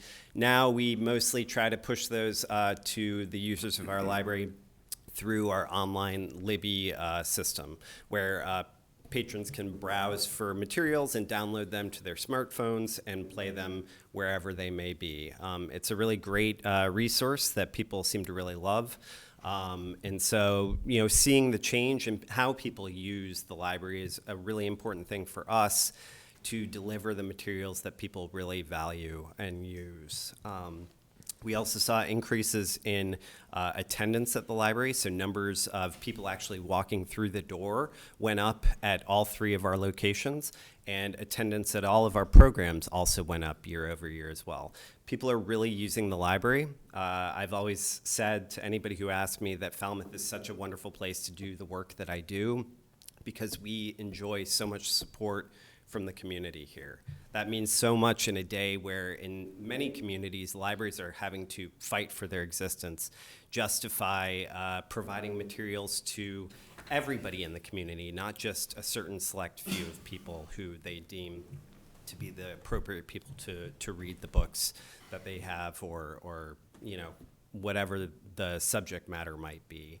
To enjoy that kind of support here and not have to fight those fights is really a blessing, and I consider myself very lucky. And it also enables me and the staff of the Falmouth Public Library to focus on providing even better service, even better materials, even better programs for everyone in our community, both the people who currently use the library and, of course, the people who may not be using it yet but hopefully will be soon. I am particularly proud of some of the work we've done with our outreach to the Barnstable County Correctional Facility. We started that right around the end of fiscal year 2023. We started very small, just cleaning up the library they have out at the correctional facility, which hadn't been used since prior to COVID. And soon enough, we got it kind of cleaned up and into shape, and folks out there were able to start coming to the library. And then we started actually meeting with people, being able to fill requests that folks who are incarcerated out there had for materials that weren't in the library, that we were able actually to fulfill by going to the Friends of the Falmouth Public Library and sorting through their donations and sort of repurposing those to folks who maybe don't have the access that we have out here. We actually also started programming at the facility in January with book discussion group styled as a college literature course based on post-9/11 American literature. We did that with a group of men first, and then a group of women. We had 4 men sign up for the program and complete it, and 8 women sign up for the program. So that was really remarkable to sit down with folks and actually read some really fantastic books with folks who maybe hadn't really read books in a sort of structured setting before. And then we also started a new partnership with the Sturgis Library in Barnstable. We did a program in September where we worked with a group of 9 women and sort of talked about and taught skills for reading picture books to children, with the hope that teaching these skills and working on these skills while these folks are inside will enable them to reconnect with their families and with the children in their lives when they get out. This is just, one of the things you can do in a community where the library is so well supported. And so I really thank everybody in Falmouth for making this job so fun and great to do, and to the Board of Library Trustees for the unflagging support that they provide the staff of Falmouth Public Library as well. And Thank you. that's it. Thank you. Questions or comments from the board? Hold on, I'll go to Ms. Goldstone and then Mr. Brown. Yeah, thank you, Judy and Brian, both of you. And it was terrific at the last trustees meeting to learn about some of the new services or newer services that you're providing, thinking beyond the boundaries of books for a library, the library of things. But I wonder if you could speak a little to the investment in internet and what kind of return on investment you feel like you've seen on that in particular. Sure. So when I came to the library in September 2022, one of the first things I noticed, whenever I'm in a new place, I always check my phone and do a speed test on the Wi-Fi to see how fast it is. It's kind of a nerdy thing, but I do it. And so when I first got to the Falmouth Public Library, our speed on our public Wi-Fi connection was about 4 megabits per second, which is very slow. It's not really fast enough to have a Zoom meeting as everybody seems to have these days, or even really have a productive FaceTime call on your phone. So after a while of plodding along, and if I may, Peter Johnson-Sub actually came to the library and needed to use the Wi-Fi for a meeting, and I was like kind of embarrassed to tell him that I wasn't going to be able to accommodate that for him unless he had an Ethernet plug where he could plug into our wall, because that was a little bit faster. That was a sign that we needed to do something. So the library, we made the decision to invest in gigabit speed through Open Cape at the main library and faster 200 megabit per second speed at the East Falmouth Library, which are the 2 libraries that we have that are on the Open Cape network. North Falmouth doesn't have access to Open Cape yet, so they're on a Comcast system. But we were able to invest in a much higher speed. Right now, each user at the main library averages around 55 megabits per second, which is an excellent speed to be able to pretty much do anything you need to do on the modern internet these days. This is at considerable expense to the library. Our budget for internet speed or public internet is around a little over $4,000 a year. And all in, the cost for our internet that we provide to the public is around $11,000 a year, a little bit over. So there's a big shortfall there. This is something that we had to do mid-year at one point, but my hope is that, this is an essential thing that we provide to the community, and that maybe, this is something that we can consider funding fully as we move forward into the future, because this is something that you have to have access to, and it's important. So. Mr. Brown? Oh, that's a great idea, putting that fiber in there. Thank you for that. And thanks also for responding to the East Falmouth Village Association's request to extend the hours at the East Falmouth branch. Absolutely. I know that residents in East Falmouth really appreciate that, so thanks. Any other questions or comments from the board? Okay, thank you very much. Thank you. Thank you. Okay, we're going to move on to the report from the Golf Advisory Committee. Mr. Anchar, is there anything No, Madam Chair, I we'll should just know? let Assistant Town Manager queue up the slides. I think there's a slide presentation. What is this? Golfers. Committee? It looks like it. 15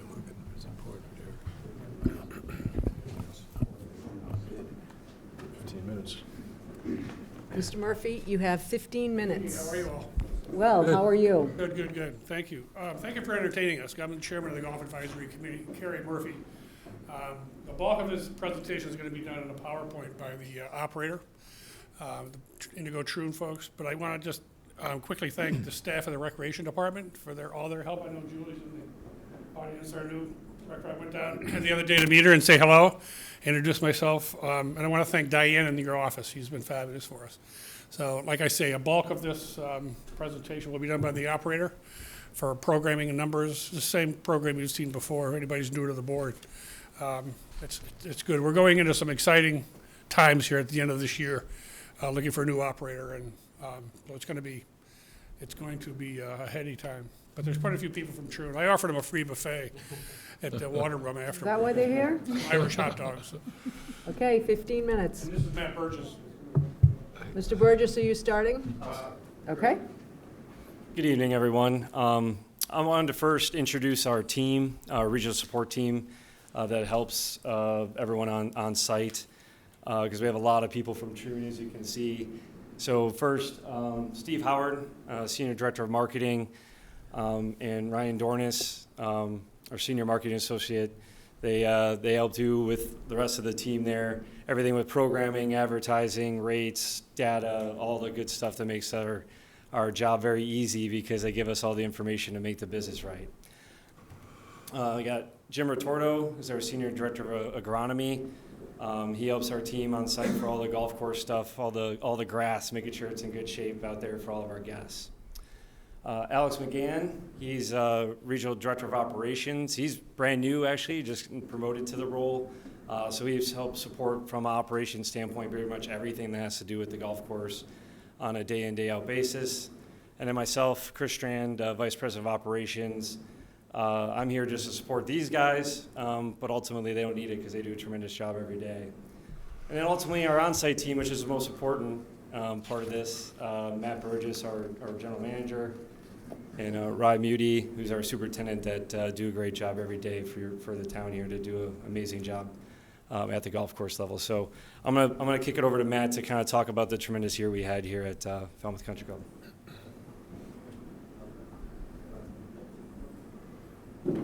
Hi, thanks, Chris. As Chris said, my name's Matt Burgess. Oh, no. Uh-oh. Hang on. There we go. My name's Matt Burgess. I'm the general manager. It's my 16th year at Falmouth Country Club. It's getting better and better. We're going to go over a little bit of the financials. 2023 is the last year that we have as the final financials. And we have our 2024 forecast on here, which is we're forecasting to do an even better year than last year. And last year set all kinds of records. We were able to even share we were able to pay the town $966,000 in rent, which is the most we've ever done. And we're on pace this year to go over $1 million. So we have sold the most memberships we've ever sold, most rounds we've ever sold. This year we might go over 60,000 rounds, which is, to put it in perspective, pre-COVID numbers, the biggest year we ever had was in 2008. We had 46,000 rounds. So 60,000 rounds is a lot of rounds on a 27-hole golf course that we consider our season from mid-June to mid-September when kids get out of school to after Labor Day. So it's a short season, and we're very proud of the numbers we've done last year, and we're excited to beat them this year. A lot of the reasons why we've been able to grow our revenue growth is because of obviously the rounds going up substantially, 5%, 2,500 rounds, and 2 years ago, we switched to a pricing model, not for our residents, but for our non-residents that come here in the summertime. We use dynamic pricing, so it's very similar to if you were to book an airline flight or concert tickets or all these different things where everyone pays a different price. It's based on supply, it's based on demand, it's based on how far out you book, how close to the day it is. A lot of different variables go into it that we actually can control. But it's led to substantial growth on green fee revenues.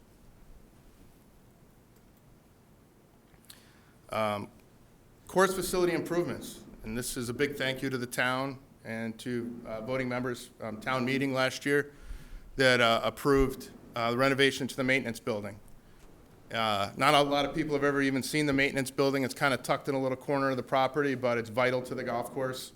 Ryan, his team work here. This is what houses all the maintenance equipment, all the tractors and mowers we use, Rye's office, but then, all the chemicals and fertilizers and everything like that we use as well. And as you can see to the left, it was an old deteriorating building. When the town bought the golf course in 2005, it was already in some pretty rough shape, and it probably didn't get the attention that it deserved. Again, you're so used to putting money into the golf course and things where people can actually see it. But finally, the town was, nice enough to, and even Greg, the town facilities manager, just kind of guiding us through how to do procurement and all the different rules that go along with that. Being a private operator, we're not used to doing those kinds of things, so he was extremely helpful in getting different bids together and ultimately getting it done. It's not 100% done. It's pretty close. We're down to some lighting and a heat pump, but, overhead door, put in brand new doors, brand new roof, brand new trim, brand new gutters, slap some paint on it to hopefully, keep the wood good for years, and it just looks a lot nicer, and it's much needed, and thank you. Residents in our annual pass programs. Again, we always put residents first. Our best pricing is for the residents. In fact, even with COVID and being able to have a little bit of flexibility, and for the first time in a real long time, being able to go up on our green fees and our membership fees and our cart fees and our range fees to help, get a lot of this revenue. It actually gave the residents a better deal because we were able to increase our non-resident rates substantially while only modestly increasing our resident rates. And it just kind of really separated the discounts that our residents were getting, because when we were able to only go up $1 here or $1 there, our resident rates and our non-resident rates were actually pretty close to each other. So in the last couple of years, we've really separated and really given the residents what I think is a great value of golf. And not only that, just with residents, I think not just playing golf at the golf course, we have a pretty big staff every year. We have 45 or so employees, all residents, like, I jokingly said I'd say his name, but like Mike O'Neill and Ann Carlisle, who both work at the club, who probably are watching this tonight, are just very proud of where they work. There's a lot of buy-in from the people that work there. I think we're a very fun place to work. I think our customer service is what separates us in the area. We have a very friendly staff. And just, we retain, like every year, everyone wants to work at the golf course. Who doesn't want to work at a golf course? And we only have about 1 or 2 positions a year that we even can replace because no one wants to leave. We have a lot of retirees that live in the community, and it's just a really great place to work. And I think that shows by our staff retention. And then in the community, we continue to maintain our Audubon certification, which I think separates us. There's not a lot of clubs on Cape Cod that do it. A few more have done it than since we originally did it. I think originally it was just us. It was New Seabury, and there was maybe one other course further down Cape. A few more have jumped on, but we still continue to make that a priority. And again, it's a lot of work for Rye every year just to maintain that certification. He's got to prove to the Audubon International all the steps he's taking for what he does, for the squirrels and the birds and all the animals that habitate the golf course. We have a lot of help doing that too. People that's what they do and they understand. We have special bird nests out on the golf course as well. And then just, we're part of both the Cape Cod, the Falmouth Chamber, very active with the Falmouth Public Schools, which I'll show on another slide. Falmouth Commodores, we actually are really a big partner with them. Every year we grab the back cover of the program. They hold it for us. We have the deck, or the cover on the home plate, or on the home base dugout. We have a huge banner out there, plus banners in the outfield, and we're always trying to support the Commodores and whatever they need it from us. Next. And then player development. This is, I think, what separates us from definitely everyone in the area. What we do for women's golf, we have our golf course for seniors is just a great golf course. It's not too hilly, not overly difficult, but most importantly for the kids. we have Kids Play, the number one program I think that also separates us is Kids Play Free on our Talon course, our 9-hole course, anytime, as long as they're with a paid adult. So it doesn't matter if it's July 4th weekend, Saturday morning at 9 a.m., a father can bring his 3 kids with him, or a mother can bring her 3 kids with her, and kids don't pay. And that's a huge asset, and I'm very proud of that. And then, I won't read them all because I know we got a few more slides to get to, but if you just want to look over all the programs that we do at the club for women and for juniors, never mind all the ladies' leagues that we run at the club as well. And we have a PGA professional that's been in the club now for over 12 years, and it's been a PGA member for 25 years, gives a lot of lessons, and it's really shown the last couple of years, too, how many people have started never playing golf before, have gone to some of our beginning clinics, and now they're in some of our regular leagues. Now I'm going to pass it off. Yeah. First off, thank you for having us all tonight. Steve Howard, Director of Marketing. What you've seen and what we've presented so far are the financials and the success in that regard. What we look at just equally as important is the experiences that people are having at Falmouth. So we have mechanisms to listen and quantify some of the online reviews and the reputation. And Falmouth consistently is hovering around the 4.3, 4.5 out of 5 stars.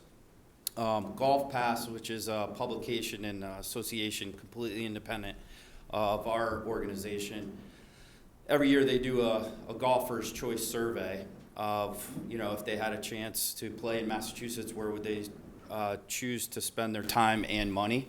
Falmouth ranked number 10 this past year for 2024. And again, that's all based on reviews from consumers. And when you look at Golf Pass and you look at some of these third party, when people are shopping to make a decision as to whether they want to spend their time or money at Falmouth, 95% of those that left a review would recommend Falmouth to friends or family.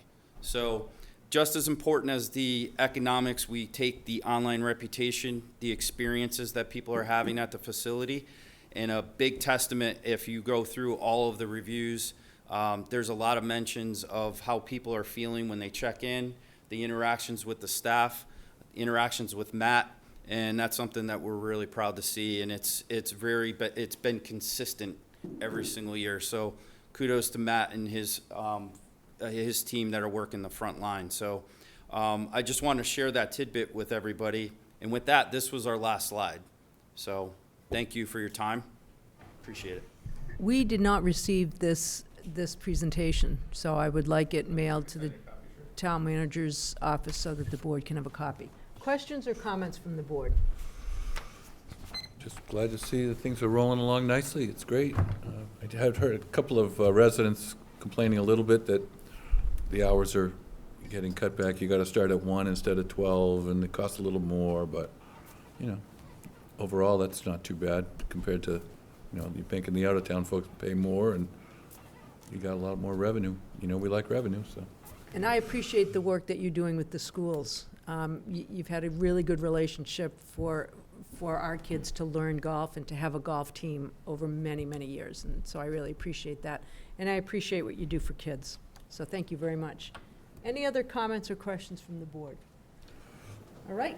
That's great. I just want to thank the board again, and it's been a great relationship. The same company's been here since we started this, so. But again, we're going into exciting new times, and we'll see how it all shakes up. And I want to thank the board. If you all want to come out and visit sometime, come out and just wander around, see how the side of the course, or any resident of the town should come out. Whether you golf or you don't golf, just come out and have a nice time, and hopefully we can expand, programming and things that are going on out there. But thank you very much for your support. Thanks, Gary. Thank you. Thank you, gentlemen. Okay, we're going to move to discuss recommendations of the Beach Committee. Dr. Snyder. And you have 10 minutes for your recommendations.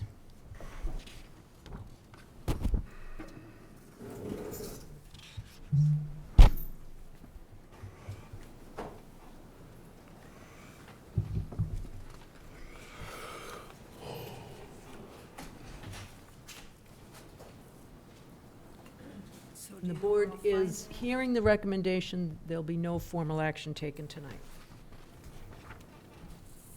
don't know how to get rid of this. Food You want to trucks. start with the food trucks? Yep, You have two? yes. We'll start with that.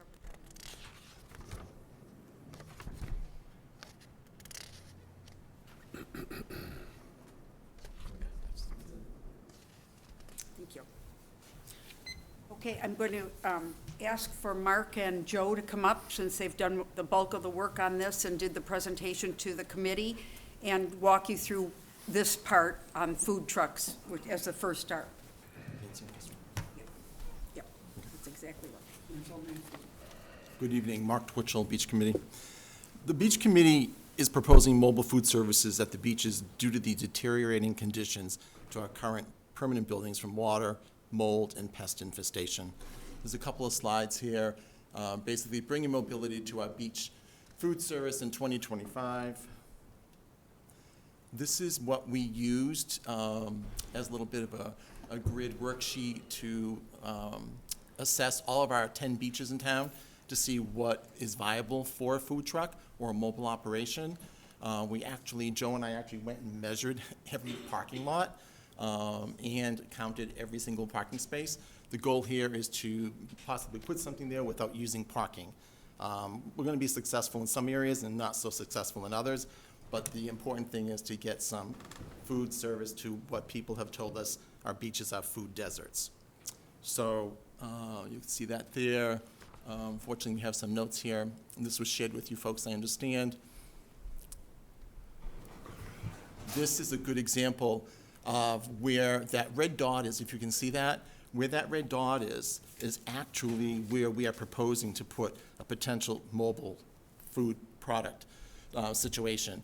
It's minimally invasive on our parking, which of course is a huge concern for us, out of the way of everybody else and for emergency vehicles. Same thing here. As you can see, we've located them in far left or right corners. They're going to be there most of the day.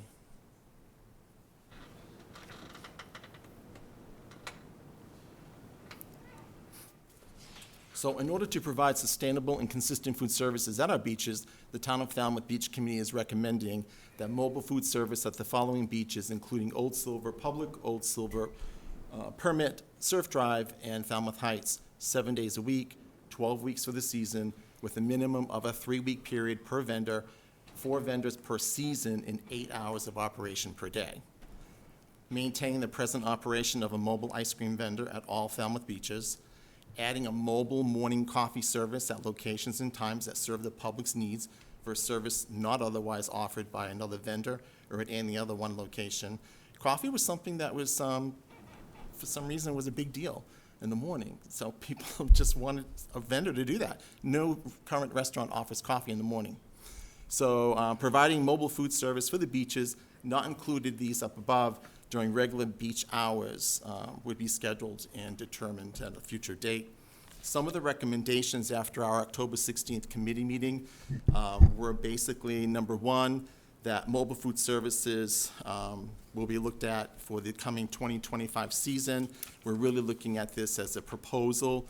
We're going to be learning from it. It's probably going to be done on a limited basis if we can all agree to this. And we are open to anything. We asked the mobile vendors to give us a variety of food. We don't want basically everybody to be serving the same food, but it needs to be family friendly and affordable. The other thing that's really important to us that we're working on this year is that we made a motion and the committee voted to recommend to you, the select board, to relocate the beach department administrative facilities to 10 Pumping Station Road. That's another part. The next part. Yeah.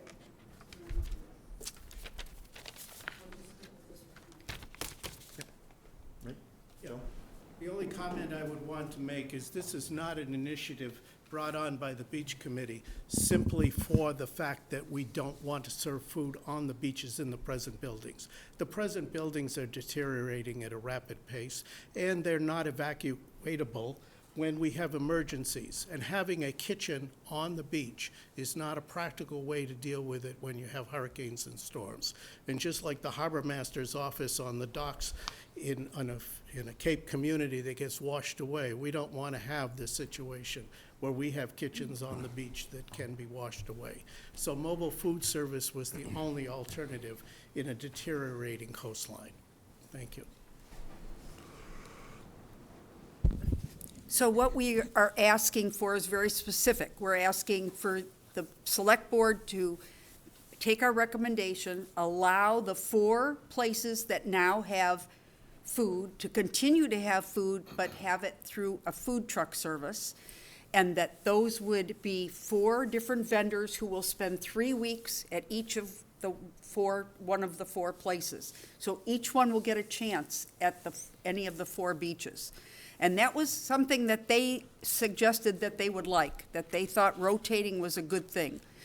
And then we also were hoping for the approval of the 2 other, continuing the mobile ice cream and adding the mobile coffee. We also did talk about adding a food service, but that's to be discussed and to work on later, where it would be going to beaches that don't currently have food, and adding a truck to the South Shore and a truck along the West Coast that would be able to add to some of the beaches that don't currently, and they'd just pop in and have some time and they'd post where they were. We're talking about that, but the ones we're really certain about right now are these 6 that we're talking about. So I can either go on and talk about location, or you can talk about how you feel about food trucks or ask any questions at this point. Do you have a question? Yeah. Go ahead, Mr. Zelinski, and then I'll go to Mr. Brown. Dr. Schneider, do you have a number of employees that will be displaced at the existing venues right now? Those are contractual, and the contracts all ended at Labor Day of this year. So we have no contracts with anybody going forward. That's why we chose. That wasn't what I asked. The amount of people that work at these facilities every year, do you have a number of the jobs that will be lost if we do this? The employment numbers will probably be about the same, because the vendors that bring in their employees will man the trucks in the locations that will not have employees. So the employees that were in the fixed buildings will be replaced by employees hired by other vendors in the community who will bring their own employees to the site and man the food truck during the day. So if there were 3 people in the snack bar, there'll probably be 2 or 3 people in the food truck replacing them, so the employment opportunity will not diminish. Had there been some conversation by someone in your group to present employees that they may not have work this coming season, they may want to do something else? There was nobody has approached us about that No. question. Has your group approached anyone else saying So, that? first of all, those are not our employees. Those are all people that are hired by whoever is the contractual, To my point, Dr. Schneider, that's not what I asked. I asked, has anybody from your group approached any of the present employees of the existing facilities, letting them know that things are changing next year? Well, we've certainly had discussions. This has been ongoing all for the last number of months about changing to food trucks. That's not been hidden from the public. And the food trucks are all local from Falmouth? So far, So- all but of they those would be we've bid. discussed, yes, are local. All right, thank you. Thank you, Madam Chair. Mr. Brown, were you up Well, next? that was the same And then question I Mr. was gonna Muscala. ask. Hold on. Go ahead, Mr. Brown. I was just going to ask the same question. Are the contracts coming up for renewal? Yes, and that's why we chose a year ago that this would be the logical time to make the change. Mr. And my Muscala. question was the bidding process. We would have to undergo a bidding process for these, and they would pay the town rent, and that would be part of the bidding proposal. Yes, if you want to address that, our estimates are with the space rental that the vendors would pay to occupy a space on the lot would probably come very close, if not exactly the same as what we're getting for the vendors that are in the fixed building. Our estimates of what we would propose and what we did propose to the vendors who thought it was a moderate pricing scenario was adequate to replace the revenue that we presently get. Thank you. I got another one. Go ahead, Mr. Brown. Are you asking them to bid on how much they would pay as what we do now? The likelihood is that the town would issue a request for proposals that would state what the town would charge for that, and they would submit their bids to meet our recommendations. We did speak about having a minimum bid for this coming year. Right. And having it be instead of, we've always done 3-year bids, this time it would be a 1-year bid, because we feel like this is a big transition, and we'd like to be able to tweak it at the end and make sure we get it right before we put in a 3-year in place. Almost like a pilot program. Exactly. And everybody, of all the vendors that came to these meetings, they were all completely in agreement with that idea and with the whole concept in general. Go ahead, Mr. Brown. Is there any possibility of adding services to beaches that don't currently have it? Yes. And keeping the ones we have until the buildings are like no longer functional? The dilemma we have with and I want to talk about the buildings, the dilemma we have is that we risk keeping products that should not end up in the ocean on the ocean edge. And looking at this as a practical situation, we already have one location on Surf Drive that gets inundated with water constantly. Mm-hmm. And to have friolators or other kinds of things there, which can, be washed into the ocean, we felt we would be better served as a community, instead of investing in buildings that are already 70, 80 years old, to putting mobile units that can be pulled away when a storm is coming and put back into condition the next day after the storm has passed. It makes sense to pull away and to reestablish these food services on locations than it is to have them destroyed, as we've seen in many hurricanes, and then have nothing there the next day. So we're trying to be proactive in that regard. Yeah, I Go agree. ahead, and then I want to go on to their next I recommendation. agree with the long-range idea. I just wonder if we should maybe be thinking of like one building at a time. Maybe Surf Drive is the worst, so just throwing it out there and wonder if it's been talked about. We've got, right now, we have a number of vendors who are really interested in doing this, in rotating through the beaches like this, providing a lot better food service and more diverse food service than we're getting. And it's certainly the way people are used to getting food now. The food trucks are very common. People seek them out. They follow them. Social media has all kinds of people that follow to see where certain food trucks are. And these same food trucks would then also be available for, say, a Wednesday evening, if a village association wanted to hold an event at the beach. These would be the people that we would approach and say, would you like to have that opportunity? This is a really fun, positive thing we should be looking at, and we're trying to do it before we have to do it. We're doing it now because it makes sense. It doesn't hurt anything. To be honest, our facility director was really excited that all those things were getting removed from those buildings. He hasn't been able to go in there and actually do a cleaning and the repairs of things for a long time.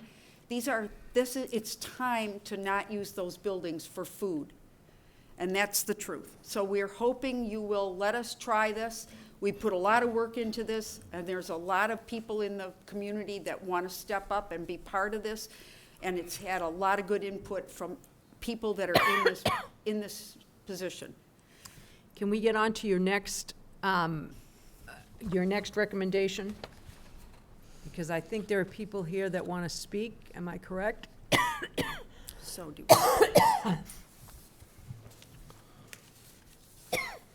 And there's no vote tonight. Thank you. Thank you. So we spent the last couple of years talking about facilities, and especially about wanting to be a more year-round department, also providing stickers ahead of time, having more room for the staff to meet, and having a building that isn't invaded by all that this one is invaded by at Surf Drive. We really are hoping that this is the time when there is a building that the town owns that's sitting in disrepair that really could use a group like us coming forward and saying, let us help work to get this repaired and used again, that we could make a move to Goodwill Park, to 10 Pumping Station Road. I'd like to go very quickly. This is a floor plan that was sketched when Maggie and Brooke were asked to show what kind of rooms they would need. This is without the meeting space, without the storage space, but this was what they sketched, and it would fit very easily into this building. And this is how the building looks. It is in dire need of a roof right now, to the point where Peter McConerty is very concerned that if he doesn't do something soon, it will actually really let the building be in worse repair than it currently is. It needs to have a lot of growth removed from around it. It's been sitting for 10 years empty, and that's a sad thing because it's a beautiful building at the end of Goodwill Park. It has great parking facilities that would be there. We wanted you to see, and we made a very clear list of why we felt this was the right decision for us to be moved to Pumping Station Road. The numbers there's no question that building new would be far more expensive.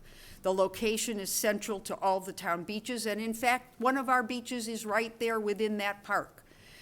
There's ample parking. This would be a building that is already a town asset but in need of repair. It absolutely qualifies as a community preservation, historic preservation fund building that would help. It is a park that holds a body of water and one of our beaches. It has room for both buildings expansion as well as outdoor landscaping expansion. There's a big area off to the side that has the ability to be a meeting area right there. There is room for on-site storage and ample square footage, and it would put the department in new headquarters and away from constantly rising seas years before another option would be available. And it has utilities already at the site. I would entertain questions. We have done a lot of talking about this. We have worked with Peter Johnson Staub, and the committee has had a lot of discussion. This was one of the 3 places that they talked about. The other 2 are not. One of them's definitely not as viable, and the other one has a much longer range before it would be viable, if at all. Mr. Brown? I know there's finished space there that's already insulated and heated with good insulated windows. Would that be sufficient, or would you need to expand into the garage area to do more office space? If I can, the ideal design that the working group came up with the offices necessary for this department, came out at around 1,800 square feet, which is the main part of the building, approximately this main part. The garage part? The non-garage part, the part that you see in the image. Mm-hmm. That is about 1,800 square feet, not counting the second floor.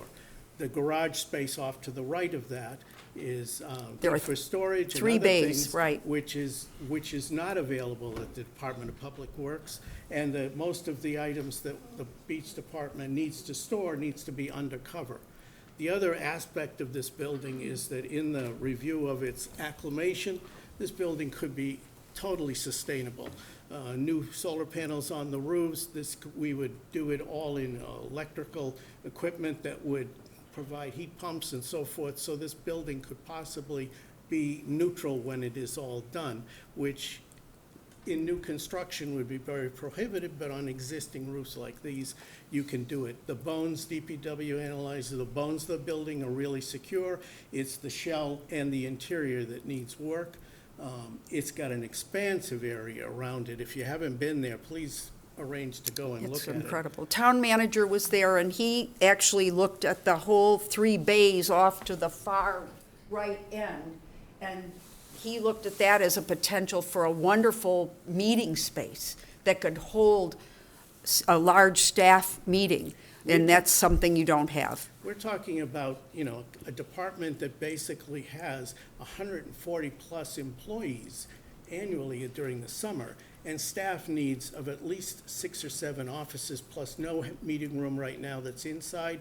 And these gather about 60 to 80 people per cycle per day, and then they disperse to the beaches. So it's very important to have a place that both they can gather in, and as you noticed from the long line in front of the old office, or our present office, that the beach department has, there are lines of people at some times, and they can't accommodate that adequately. It's in the not safe present at Surf building. Drive. It's unair conditioned, unheated, has mold issues, is really a dilapidated structure. Oh, I know that. More questions. I'm going to go to Mr. Zelinski and then Ms. Goldstone. Go ahead. I'll wait to revert back to, these are food truck questions. Oh, Is okay. that- Go ahead. Yes. So I would be the first to say we need to get permanent infrastructure off of our beaches. I'm curious how you feel, and also, Mr. Renshaw, how you feel about the fact that this does put our beach department, compared to other town departments, kind of totally off on their own. And is that a concern in any way? You want me to? I'd love So to we hear- are currently off on our own. I- We have been for years, so that's number one. Number two, it's putting you in a recreation area where there's going to be an additional playground just added. There's going to be a lot more traffic and family traffic in that area. And this allows for that. And fixing this up with the bathrooms and so on is a plus all the way around for what will be going there. Okay, Mr., do you want to go, Mr.? Well, I was going to Renshaw? Did you wanna respond to the say- question. And then So, we'll go to so Mr. I'll follow up on what Dr. Schneider said. So right now, one of the issues and concerns we have is it's been vacant for years. There's a lot of vandalism when you go through it. There's tagging, broken windows. So having a presence would reduce, it's the broken window theory. And also, like Dr. Schneider said, having a staff presence, even if it's not 12 months out of the year, having a presence is complementary to the all-inclusive playground that we're looking at, just a little bit down the hill, so to speak. So having that presence and visibility, I think is going to go a long ways, in my opinion, to alleviating some of that broken window issue and graffiti and criminal damage and in the vandalism. And personally, I love historic buildings. This is one, and it's a shame to me that this asset has been allowed to get into the condition that it has. So I think it'd be a good repurpose use. So I'm very much supportive of looking at this in a little bit more detail. Can I just add? It also takes away the siting issue. Having done this in my earlier days, siting a new location for some municipal use can take as much time as preparing that municipal use.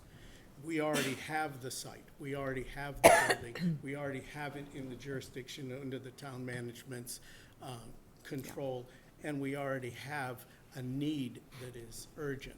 And the environment is making this need even bigger. And with the erosion that's happened on Surf Drive over the last 2 years, it's becoming more and more evident that the ocean's not waiting for us. We need to move as quickly as we can. Mr. Muscali, did you have a question? Yeah, just a question. I mean, if all went well, when are we talking about this being up and running? Are we talking about summer or spring 2025, 2026? I mean, So there's a lot of work that needs to be done. Peter McConerty was on the tour a couple of months ago with the group. Again, the bones, the shell is in bad shape. The bones are in good shape, but it's probably over $1 million. I hesitate to throw out numbers, but we haven't talked about funding, and we certainly don't know what the needs are. We can do a lot on the inside, the outside exterior, because it is historic, as I recall. There's issues with that, so there's a lot of study and research and we're looking planning. more to 2026. I think so. Yes. Realistically, yes. And Realistically. I did have Eric Dre, who does so much of our community preservation, historic preservation work, come Oh, you and wanna look say at the building with us, and he gave us a really good overview of how much of that building would qualify in the work that could be done, including some of the heating and cooling inside because it makes a historic building usable. And so we feel like this is a real win-win for the town to get this building back. Any other comments or questions? Because there are people here that would like to speak.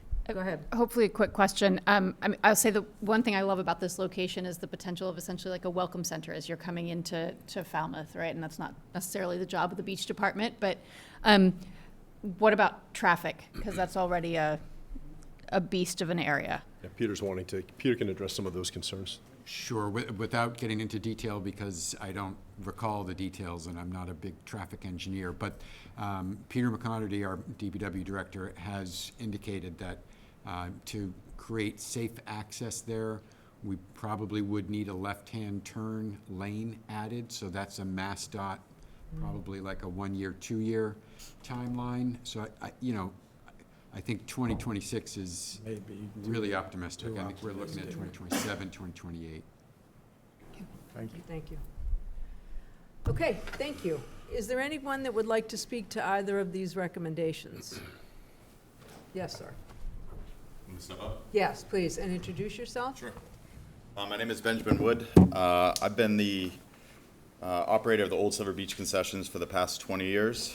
I've put a significant amount of time, energy, obviously, and care in ensuring the continued success and smooth operation of these stands. Over the past 3 years alone, I paid $105,000 in rent. Over the course of the contracts, the total is over $700,000. Additionally, I'm proud to employ over 25 local youth each season. This role has not only been my career, it's my livelihood, and I take great pride in it. I'm here to inquire about the recent plans to introduce food trucks. As an operator of the fixed concession on site, I'm concerned and somewhat puzzled by this initiative. Based on my experience, I would like to share insights from a similar approach that was taken on in Newport, Rhode Island this past summer. They ran into major significant operational challenges.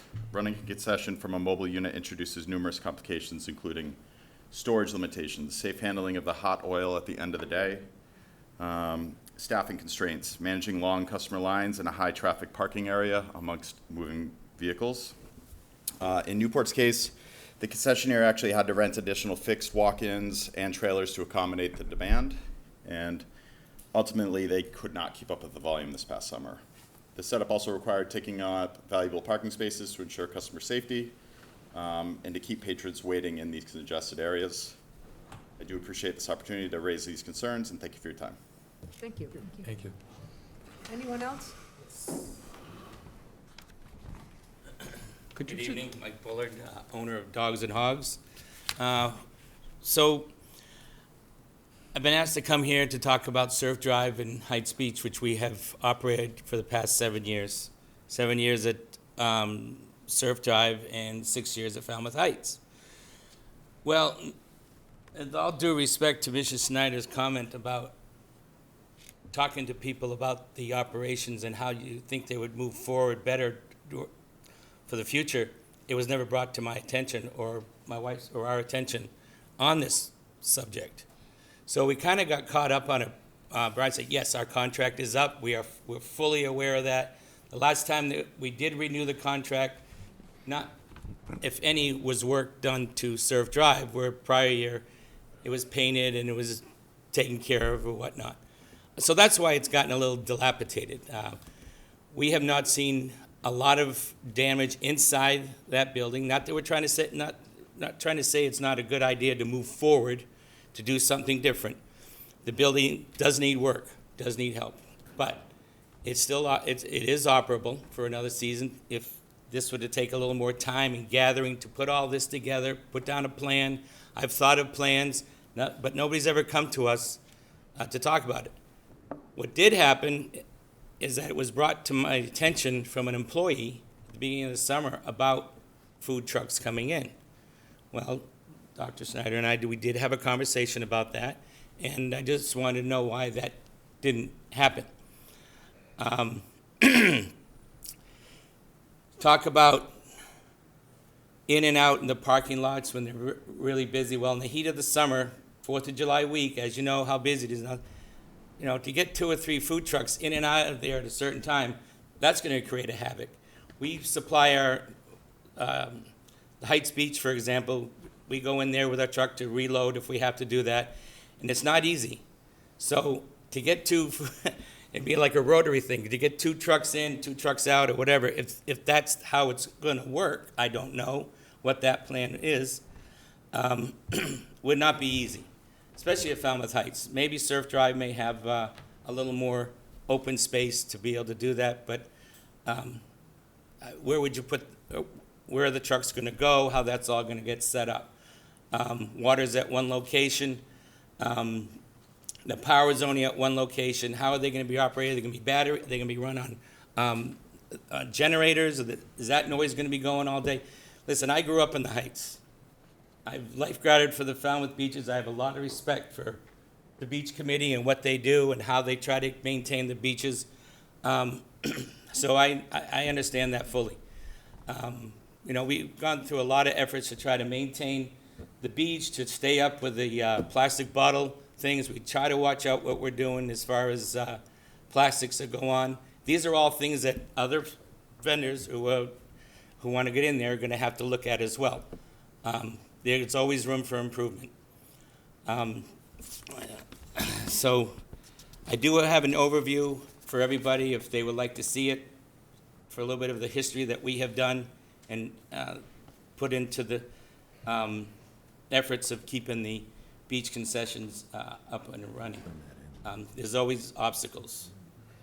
Do you have a copy of that we I could look do. at? I have copies of this, yes. Okay. We'll take that.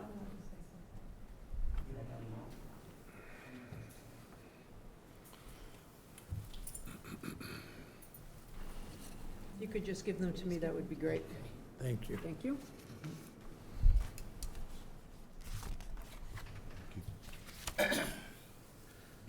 So I'm not going to go into too much of this. We've been here pretty much for a while, so, but I just want to know, you know, I asked the question, is the Surf Drive location a done deal for other people to bid on? Is that done? Is that going to be closed up for next year or not? And I got told that it's a done deal, so where we stand from there is, you know, it is, I understand it's a new contract. I understand that. I'm just saying for other people who wanted to put a bid in for it. Okay, please there. speak only to the board. Yep. Thank you. Sorry. Other than that, I think you can read the little overview that we do have here, and if you have any questions, you know where to find me. Thank you. Thank you very much.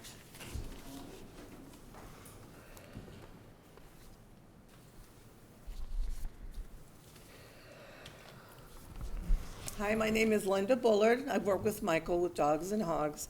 And I just wanted to share something with you on how my day is at Falmouth Heights Beach in the summer.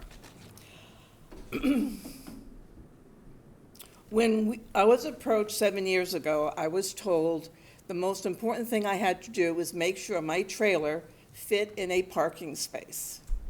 I could not go over one parking space at all. I could not impede the walkway in and out of Falmouth Heights.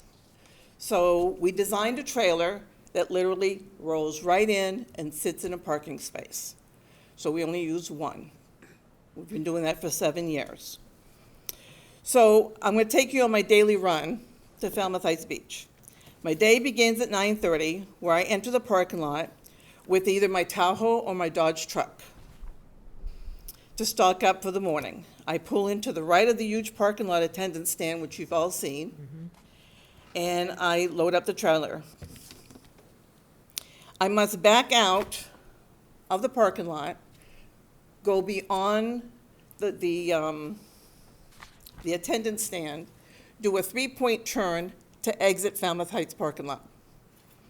So I don't see how you're going to put 2 or 3 food trucks in there 2 or 3 times a day. I feel that the town is going to have to come up with some type of overflow situation or a secondary parking lot for that to happen. As I move towards Worcester Court, the cars are lined up on the street, unloading with people everywhere. The road is down to 1 lane, and the people are getting very spicy. On my return around 1 o'clock, You'll see that the AM shift has left and a new group is coming in. The parking lot attendance by this time has the lot full sign up and people are waiting to enter, one out, one in. I enter the same as before, backing up to exit. Any needs after this run, I would have to service by golf cart. The reason is by 2 p.m., we now have huge pedestrian populations walking between streets, parking lots, beaches, to Shipwreck and the ball field. To add to the drama, people are now unloading and loading up by the showers, taking up a road, taking up another line of traffic, and then on the other side of the parking lot, these cars are continued to line the street from Worcester Court all the way down to Bristol. So food trucks, we love food trucks. And I think it's going to be a very good addition to Falmouth, but how you're going to implement size, in and out, and safety. And that's where we're at. Thank you. And as far as Surf Drives, our little concession there, we've been there 7 years. What the town has replaced for us has been a screen door, a grease trap, and they clean the hood system every year. As far as water in Surf Drive's location, maybe an inch every summer. We have to clean out the sand. So, and it's basic, it's, it's compliant with the Falmouth Health Department.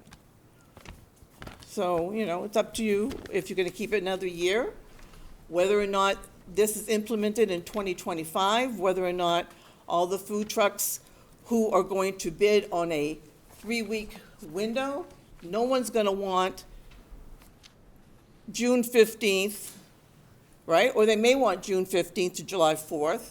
After July 10th for 3 weeks, who wants that? And then when you get into August, the high school kids and the college kids are gone.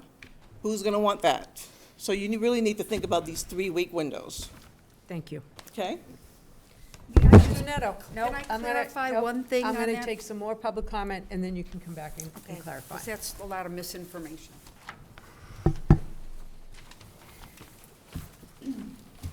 Joe, can you just pull the mic over a little bit to you?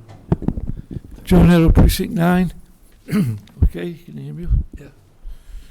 I'm here tonight as a taxpayer. The taxpayer that's going to pay to fix that building.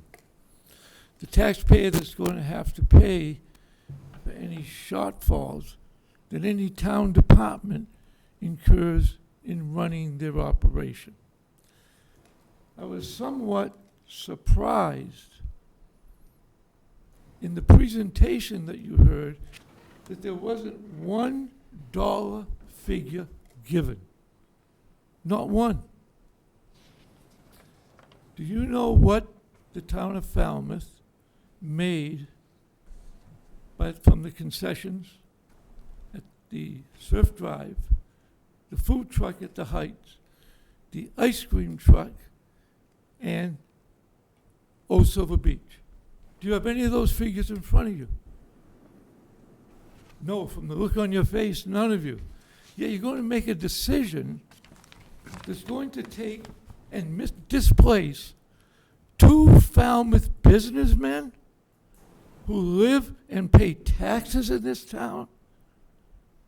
I'll give you those figures shortly. That disturbs me. Those 2 businessmen employ 35 Falmouth residents.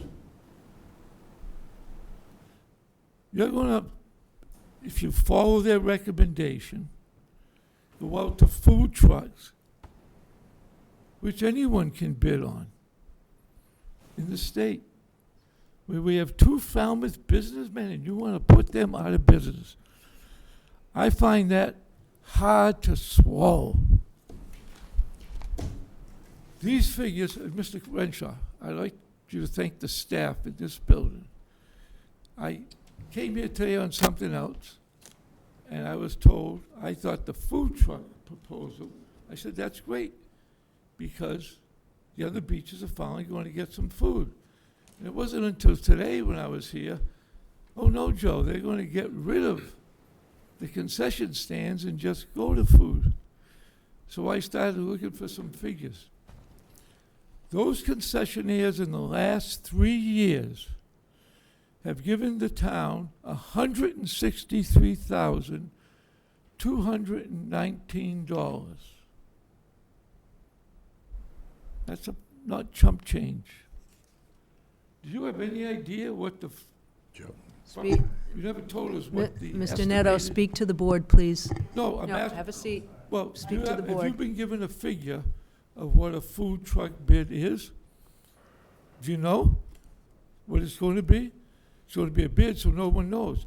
You want me to tell you what the one food truck bid is currently in this year's contract? $6,000. That and the ice cream truck is $25,000. But the food truck that's currently at the Heights gave us $6,000. So what are these other food truck bids going to come in? If the current market value is $6,000, let's say $10,000, I'll double it to 12. Is that going to replace $163,219?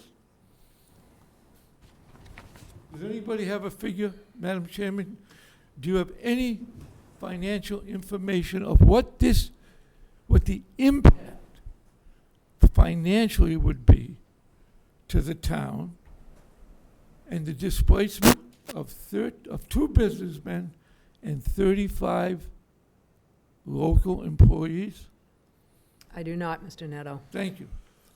The school committee's budget, 1.4 million in, this is quite the operation. I don't expect the beach committee, the marina, we're not in the business of making money. But the budget that we pass at town meeting for the beaches. Folks, I'm going to ask that you let the speaker speak, and please be quiet.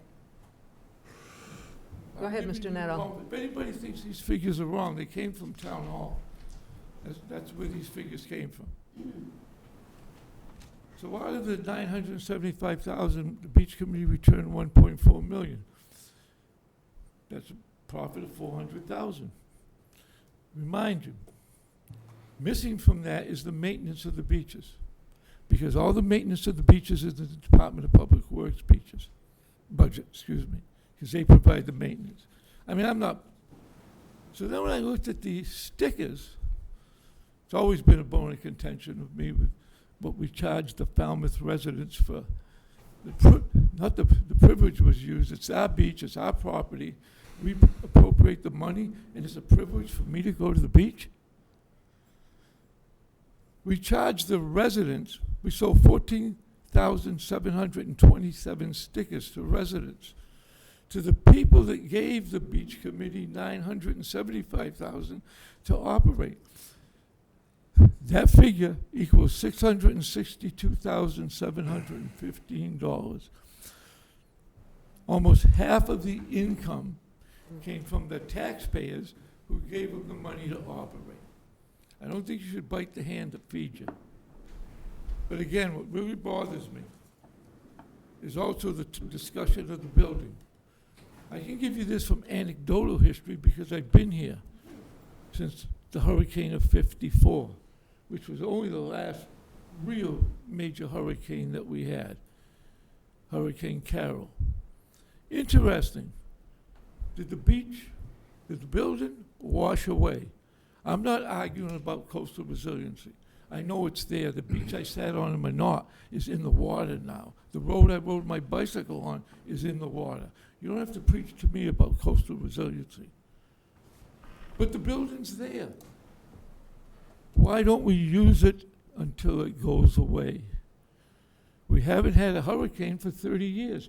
Maybe global warming, as much damage, and I admit all the damage it does, maybe somehow it's even affected our New England area and the impact of hurricanes here.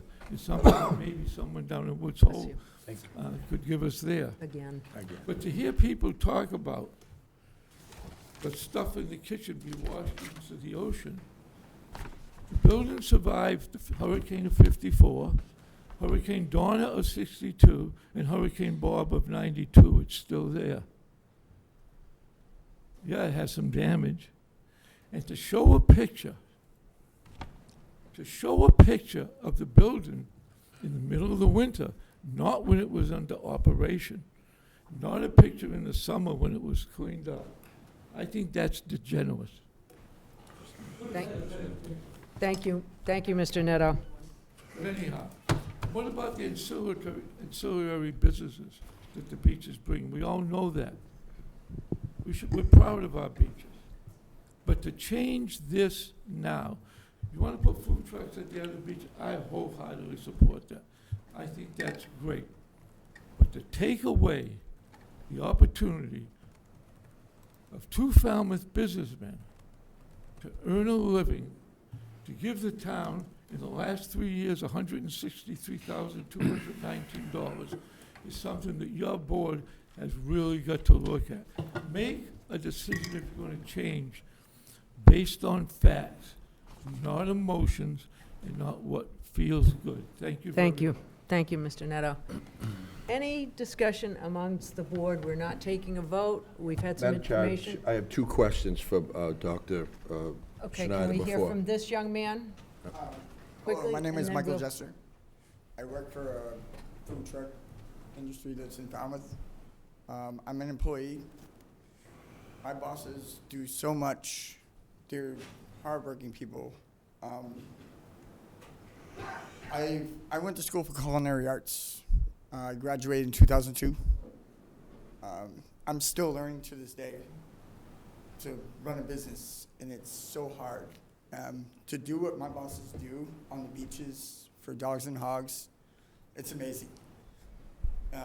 They're really good bosses.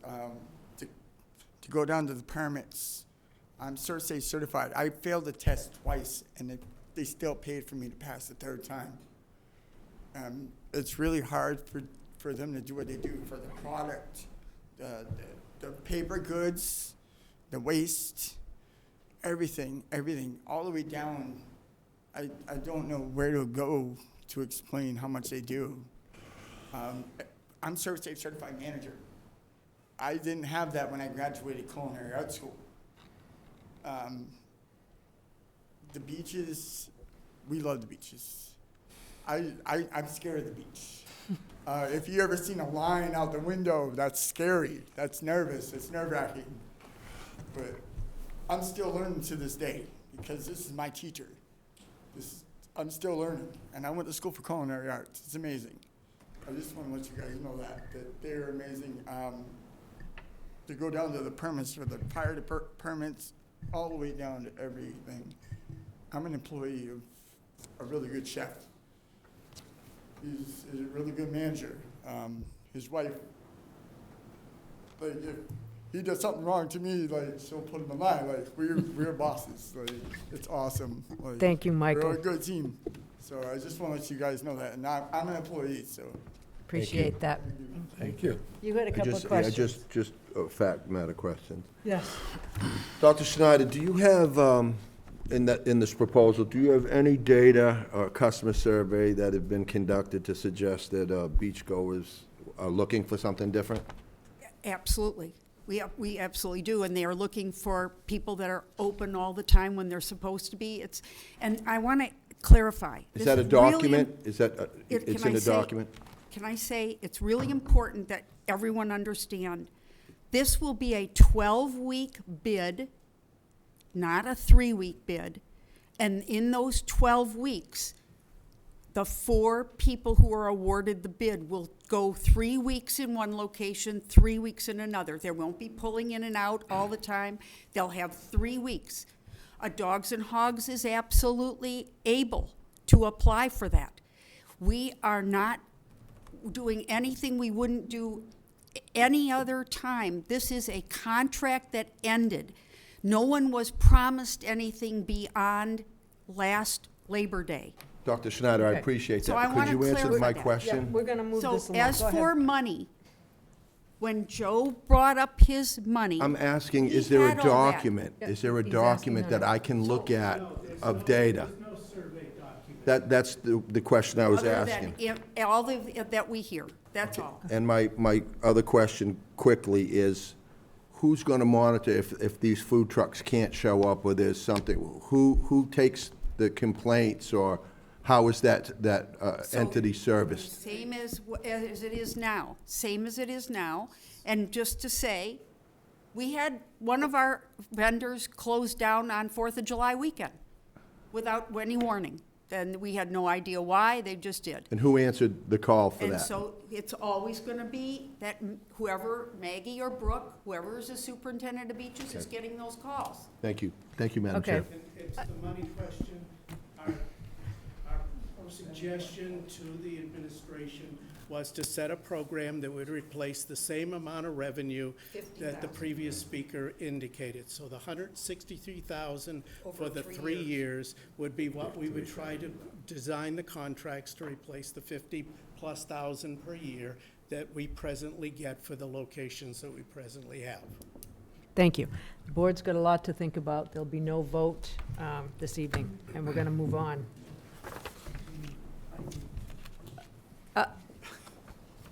We're going to move on.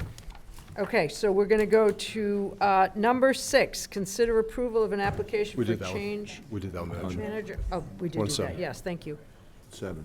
Okay, we're going to move to 7, consider the adoption of the town's of Falmouth's mission, vision, and value statement. Thank you, Madam Chair. So back in September, a little over a year ago, Peter and I began working with the department heads primarily, initially at first, to draft, create, establish a set of core values. And as I've said before, you've heard me say this, core values is kind of the foundational kind of beginning of a strategic plan, kind of represents what the organization is all about. Signals to both internal and external stakeholders, our internal and external customers, what's important to the organization. So in your packets tonight, you have a draft, which you've seen before, that includes a set of 5 core values. Fast forwarding to November of last year, we began as a senior management team to draft a mission and vision statement, which is also included in your packets. Mission statements are important because they define an organization's purpose and really the reason for being. They serve as a guide or milepost for the day-to-day operations of the organization. And really a well-defined mission statement answers the questions of what do we do today? Who do we serve? What are we trying to accomplish as an organization? And what impact do we want to achieve as an organization? To be most effective as a strategic planning and navigational aid for the organization, we feel as a management team that the mission, vision, and value statements have employee buy-in, and the document that you have included in your packet has just that. As I said, there were countless hours of debate, discussion involving myself, Peter, and the department heads in terms of drafting the agreement, this document.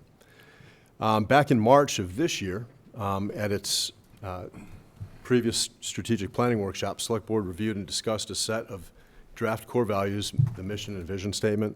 There was some language edits suggested. On May 14th, the Select Board voted to adopt these statements, again, the mission, vision, and core values, with revisions that were suggested by the board back at its March planning session. Most recently, during the August 24th strategic planning workshop, the Select Board was provided a revised mission and vision statement that included the addition of a new value statement for discussion purposes. The revised Town of Falmouth mission, vision, and values statement draft document is now being brought before the Select Board for the purpose of its consideration and adoption. And again, ultimately, what we intend to do as a management team is use this mission, vision, and vision statements to include them in the town's staff recruitment and retention processes, the town's website, and placed within the soon-to-be-released strategic plan reporting platform that we've been discussing. So, Madam Chair, again, I want to emphasize, again, as town manager, I feel it's important to have this kind of foundational piece established, the mission, vision, core values, and value statement. It forms kind of that cornerstone of a good, solid strategic plan. One of the things I want to accomplish in the next agenda item is adopting the revised FY23 to FY27 strategic plan. And again, I think it's important to have this mission, vision, and value statement incorporated within that strategic plan. But as a standalone document, this mission, vision, and core values and value statement document is really important. So it's my recommendation that the board adopt tonight the Town of Falmouth mission, vision, and value statement as presented. It's also important, I want the Select Board to know, there's been a couple of changes, again, based upon comments that were received, and I went back and watched the tape of the August 24th meeting. A couple of comments that were made with regards to the value statement, the new piece. We incorporated diverse community and an employer. I think Select Board Member Muscali wanted to kind of emphasize the community piece, so I think we captured that. And the second revision within that value statement section of the document, Select Board Member Goldstone suggested that we really tried to address how our guiding principles and processes within the organization promote equity and diversity and inclusion. So again, we went back and watched the tape, and I think these edits that are included in your packet tonight kind of capture the essence of the discussion that we had on August 24. So it'd be my recommendation that the board adopts. Thank you, Mr. Renshaw. I think you have covered it. I think the board has spent quite a bit of time on this, revising, making revisions, and I certainly would make a motion to adopt the Town of Falmouth's mission, vision, and value statements as presented. I would second that. Okay, I have a motion and a second. Any further discussion amongst the board? No, other than to thank Mr. Renshaw and staff for putting so much time and effort into it. I did have a number of questions and edits at the beginning of the process, and I think most of them have been accommodated, and I certainly appreciate it.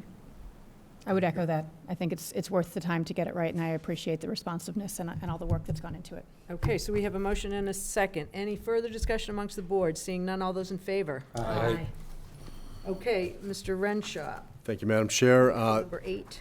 Number 8 is discuss and consider voting to adopt the FY23, FY27 Select Board Strategic Plan as revised based upon discussion again during the August 24th, 2024 Strategic Planning Session or Workshop. As you all know, the first strategic plan the Select Board adopted was in October of 2022. The current version of the FY23 to 27 Select Board Strategic Plan was adopted by the Select Board almost a year ago today, on October 16th of 2023. A strategic plan, again, provides that focused direction, a set of goals and objectives that allow the organization to continuously move forward, moving the needle forward, and advance the strategic policy goals of the governing body, you as the Select Board.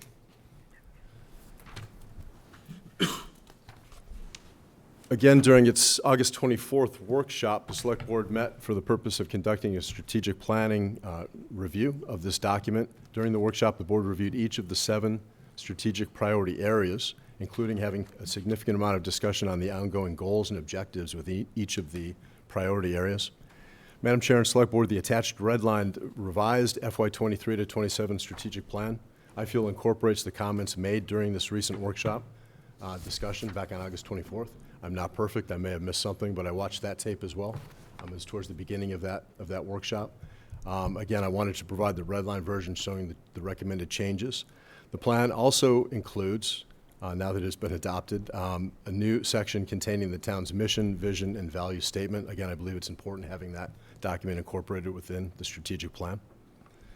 Select Board's being asked tonight to review these proposed revisions based upon that August 24th workshop discussion and adopt, as we do each October, the revised FY23 to 27 strategic plan. And Madam Chair, I'll be happy to answer any questions, but it's my recommendation that the board approve this revised plan as presented. Any questions or comments on the red line version? I think it captures all of our discussion. Me too. I would agree with you, Mr. Brown. Mr. Muscali? I feel the same, and again, we commend Mr. Renshaw and staff for taking all of those comments and putting them in a readable fashion. So I do think they've all been captured.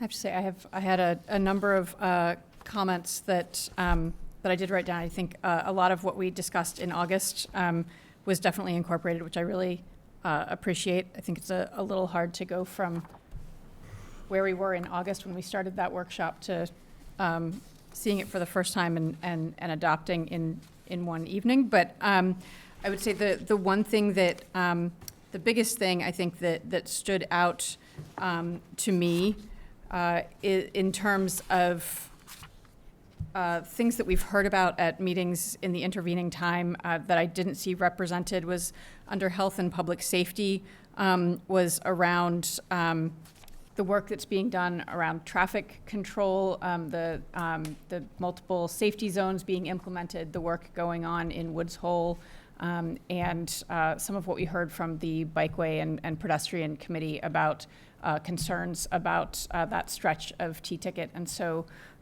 would love to see in the health and public safety under ongoing goals, something to represent, continue to work to improve traffic flow and bike and pedestrian safety along Falmouth's roadways. Is that an amended motion? I don't think there's a motion. No. There isn't a motion on the table. I don't know that that's really our priority, though. That's the Traffic Advisory Committee, and we haven't really taken that up yet, have we? I would agree with that. I'm not sure it belongs here. It is ongoing issue that's being advocated for right now, but we haven't really pushed that. It's not really our. No. And it wasn't discussed in August, so I'm not sure I'd be willing. Go ahead. So I can share with the board, and I think Chief Laurie has indicated this before, that it is a focus of the police department to look at traffic safety. They're working hand in hand with DPW in the Woods Hole area, doing that study. The PD is closely involved with that work, and also having a specialized traffic enforcement unit that would kind of strategically be deployed throughout the town is another goal of Chief Laurie. And that's part of our kind of annual performance appraisal. I know that's one of the goals that he's indicated he would like to implement, having that specialized traffic enforcement unit. Again, for the purpose, and we're having each of the departments produce, these measures, the key performance indicators, and there's a whole section within the police department that focuses on showing, through public education, warnings, and then citations perhaps, kind of the reduced number of vehicle accidents in certain corridors. So it is very much a part of what Chief Laurie is attempting to accomplish. And if I could, I just feel like our discussion was more about supporting the police department's budgetary needs and providing the police station, whether it's a new facility or renovated. And if we allow them to have the resources that they need to develop this traffic division, which the chief has expressed an interest in doing, I think that's more of our strategy, is to give them the tools and the resources they need to provide us these kind of recommendations. And I'm not saying it's not a good idea, and I'm not saying that we won't support it, but we didn't really come up with it. It's not really something that we thought of. Chief Laurie did mention in his presentation that as they come up to full complement, they were going to be instituting those programs as their staffing became complete. Right. I guess I would just, I guess I could see continue to enhance public safety services townwide, maybe as a point that covers that, but to Mr. Renshaw's point, our strategic plan should be the guiding document for all town activities. And if this is a significant, something that we're going to be investing significant time and effort in, it feels like it should be reflected in our strategic plan.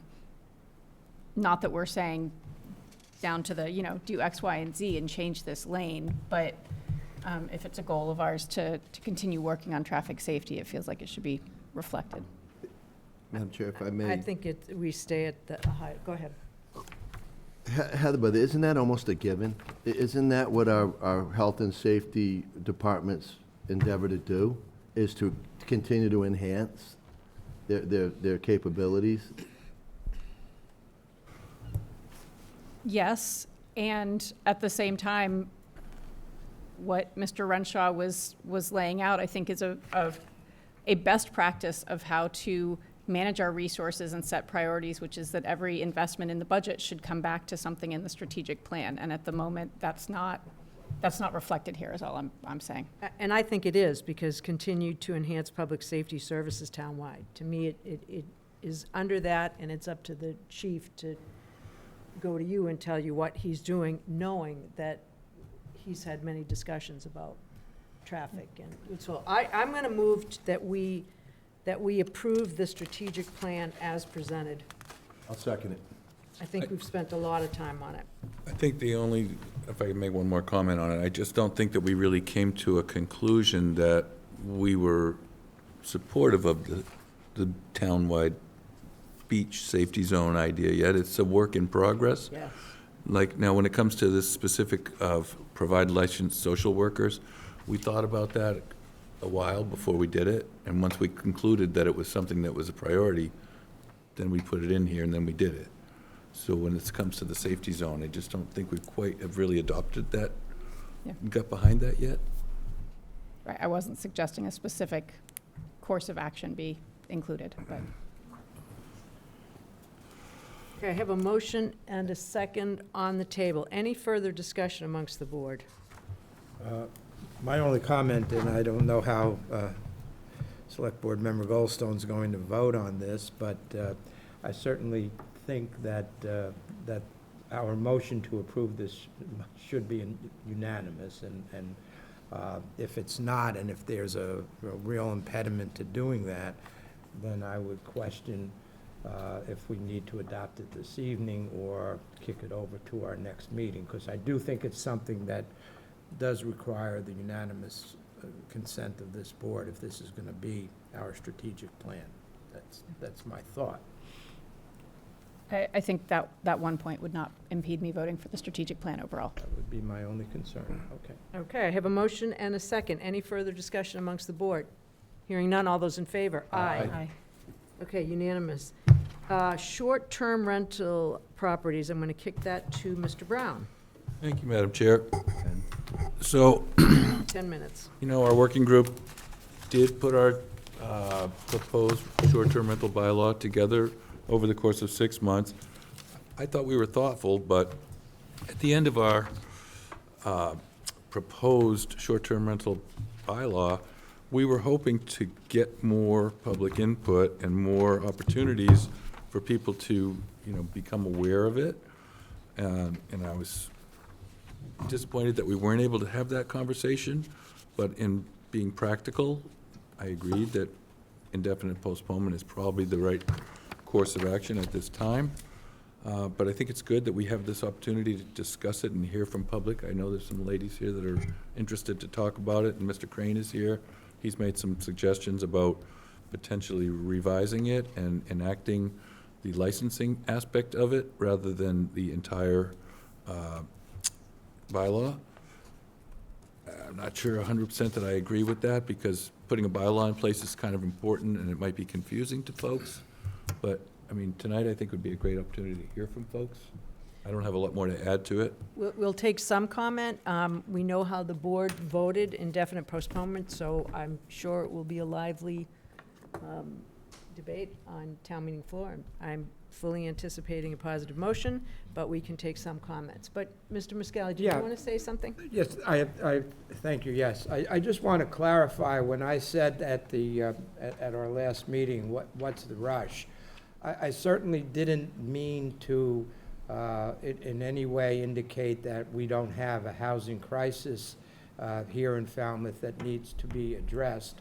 My concern was, and still is, that it might require, I think it does require some more thought and input, and you know, to Chair Taylor's point, I personally don't think the town meeting floor is necessarily the place for that discussion. I think, and that's why I felt indefinite postponement was the better way to go, to see if we could try to address some of the concerns that have been raised with respect to ownership, respect to how many, with respect to when it becomes effective, you know, and the health department's jurisdiction, and some of the other questions that have been raised. So I would certainly hope, as the Enterprise's editorial suggested, that it be in a form that would be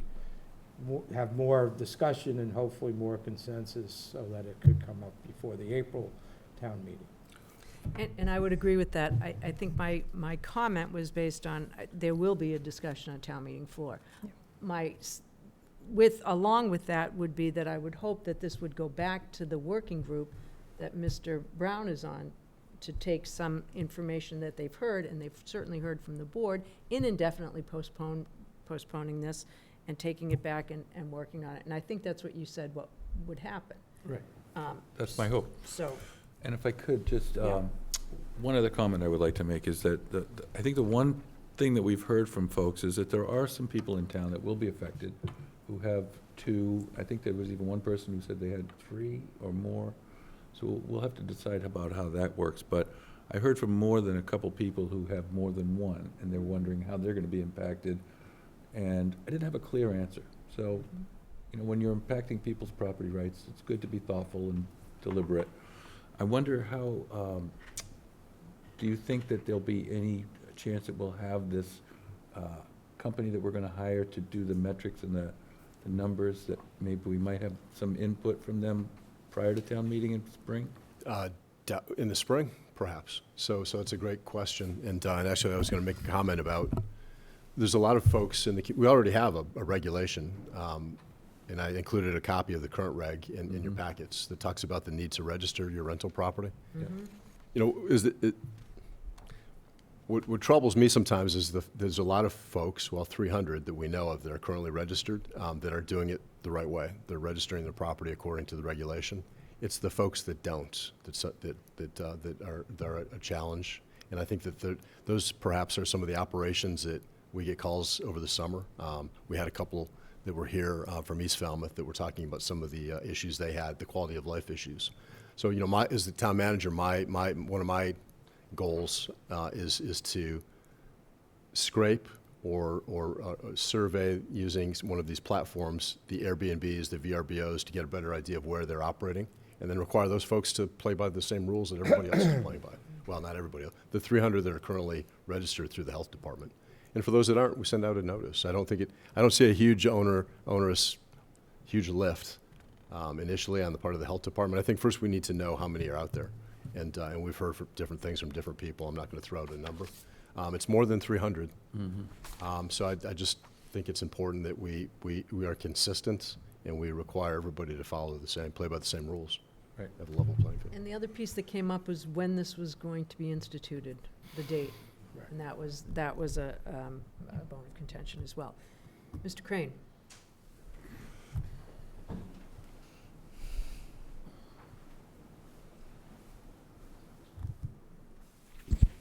Thank you again, Tom Crane, Precinct 1. A few comments have been made about this might be ready for April town meeting. I've really thought a lot about this. I just think the town needs to own that this is going to be put off for a year if this is your decision. If you look at pragmatically putting a bylaw in effect in April, presumably, I'm assuming with an effective date starting for summer rentals, most of the summer rentals will already have executed contracts. That wouldn't be. It wouldn't be. I don't No. think it would ever be. We talked about the date not happening. Okay, but so my point is, I think the select board needs to own this is a one-year delay and be very clear to the public that that is the effect of their decision. That's number one. I know this is, technical language, but Mr. Brown, you raised this at the meeting, but please consider other language than postpone indefinitely. It's gratuitously digging in negative.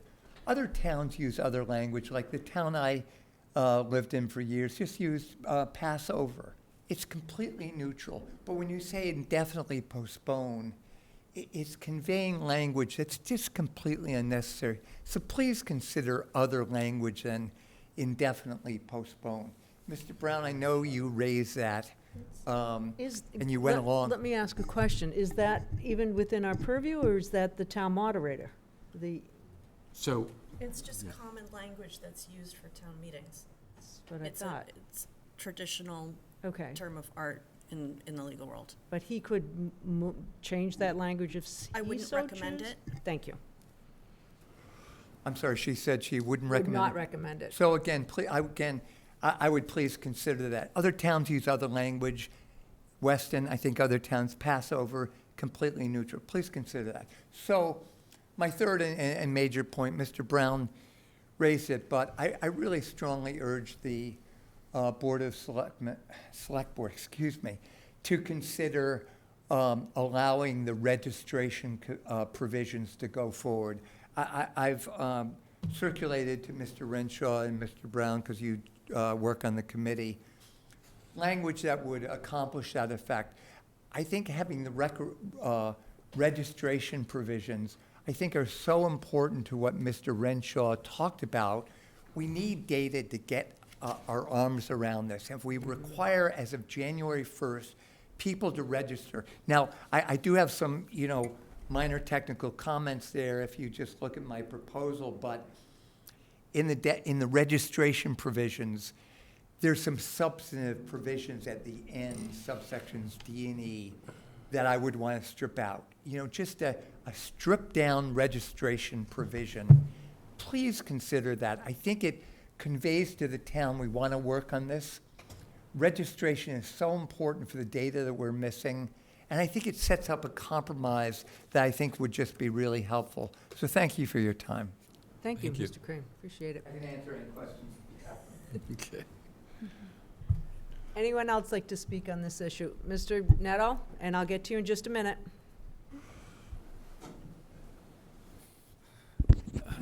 Hi, Joe Neto. As a landlord, I thoroughly support what you're trying to do, registering these houses. As someone who lives with a neighborhood complaint, it's, you want an answer to it. You call town hall, you want an answer. You don't want it 2 weeks from now, you want it tomorrow. So all those things I support. Some of the things, and I've talked to Selectman Brown and Miscali on this, but as a group here tonight, as far as an LLC, I really think that protects that person who has one or two houses, that's trying to earn some income. That's the taxpayer again. That's always where I come from, because someone has to pay the bill, I'm sorry. So limiting it, I don't really think that that's a fair thing in America to do.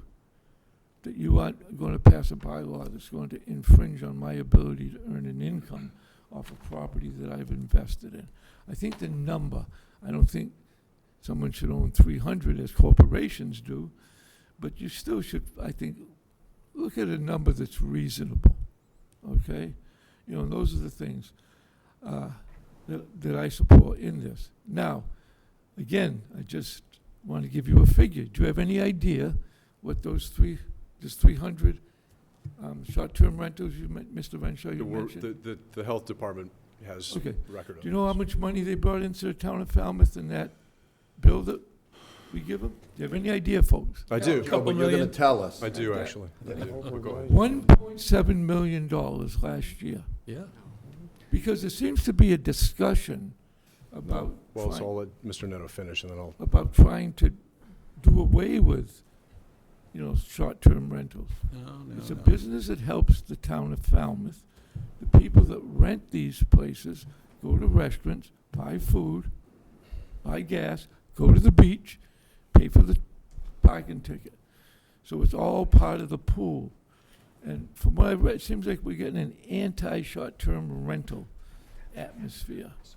It's just, I think maybe, this gentleman mentioned indefinite postponement being a negative. That's what I've just inferred. But it's also financial.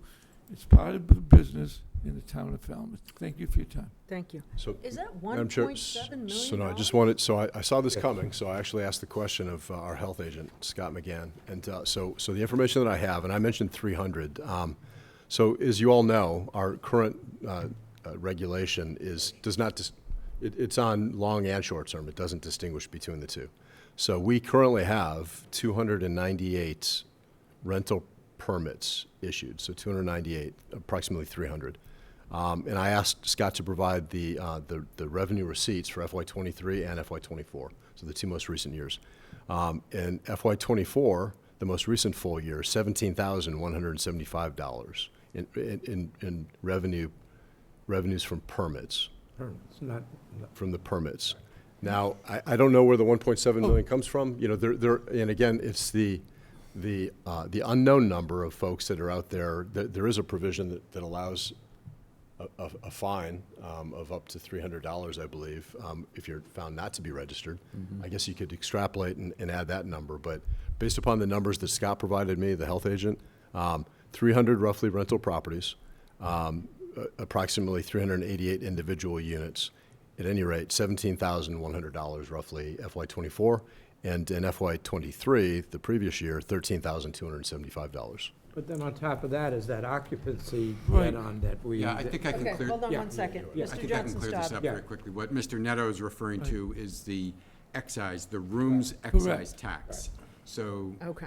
we do have a breakout of the rooms excise tax. I believe 1.7 is the short term. That's not what we're talking about here tonight, is rooms And- excise. and We're I talking wanted about to- registration. And I wanted to clarify that we do not have 300 units generating $1.7 million. Right. There are many more properties than that, and we don't have that number in our systems. The number of short-term rentals, it's knowable. We can get it from the Department of Revenue, but I suggest to you, it's far greater than 300. Okay. So we know that we're getting, we know that we're getting revenue from short-term rentals that aren't properly registered That's with correct. the town. That's and correct. Because we're getting that income. Right. Yes. Okay. So when we first had our first meeting, Joe, I just want to share this with you. The consensus of the working group was not to ban short-term rentals. It was actually to facilitate it. Because if you look at the case studies that's happening in Nantucket and some other towns where aggravated neighbors are reporting a complaint, they are getting those short-term rentals removed. And the judge backs the neighbor, not the renter. So this facilitates actually providing for this business in Falmouth. We know it's a business, and we know people rely on this income. So none of us were out to ban them. If we wanted to ban them, we would have gone out with a zoning article, which would have prohibited it in anywhere but a business use. And that wasn't our objective. Madam Chairperson, that figure, as Mr. Staub said, that's that tax that they pay, and that came from your town accountant right off the computer. Yep. Okay, so I just, Well, if you want to use a short-term rental online platform, you have to file your paperwork with the Mass Department of Revenue before they'll list you, because that's state law that they have to comply with. thank you very much. Yep. Thank you. Yes.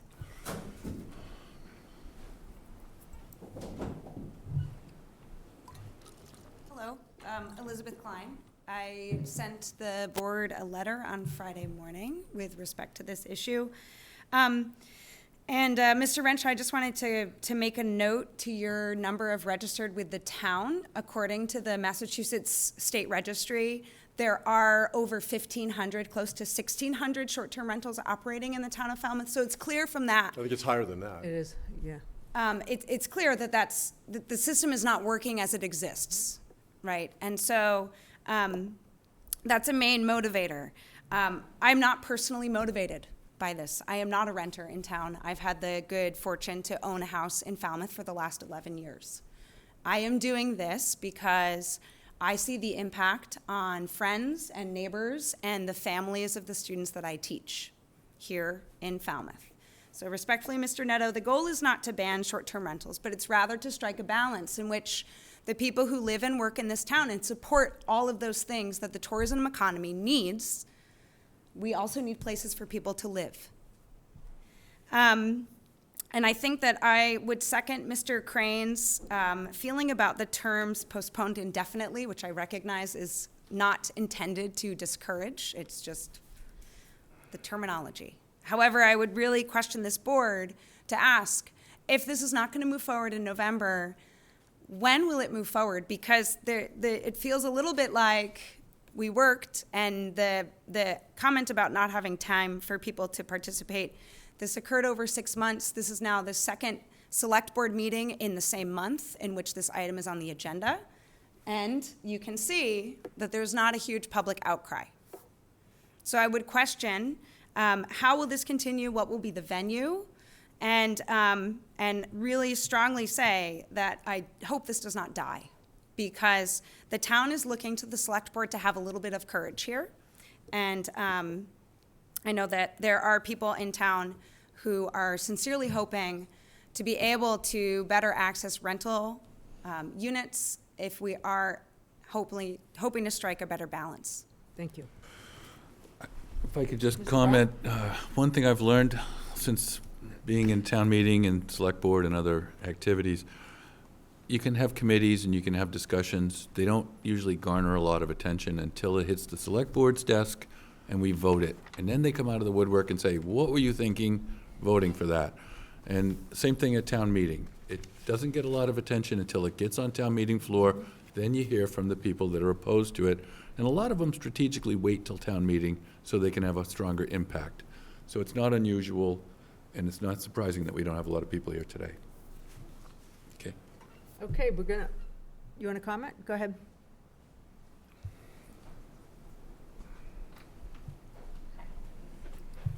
I just want to, I feel like, remind the select board that You need to introduce yourself. Hi, I'm Erica, again. Last name? Edwards. Thank you.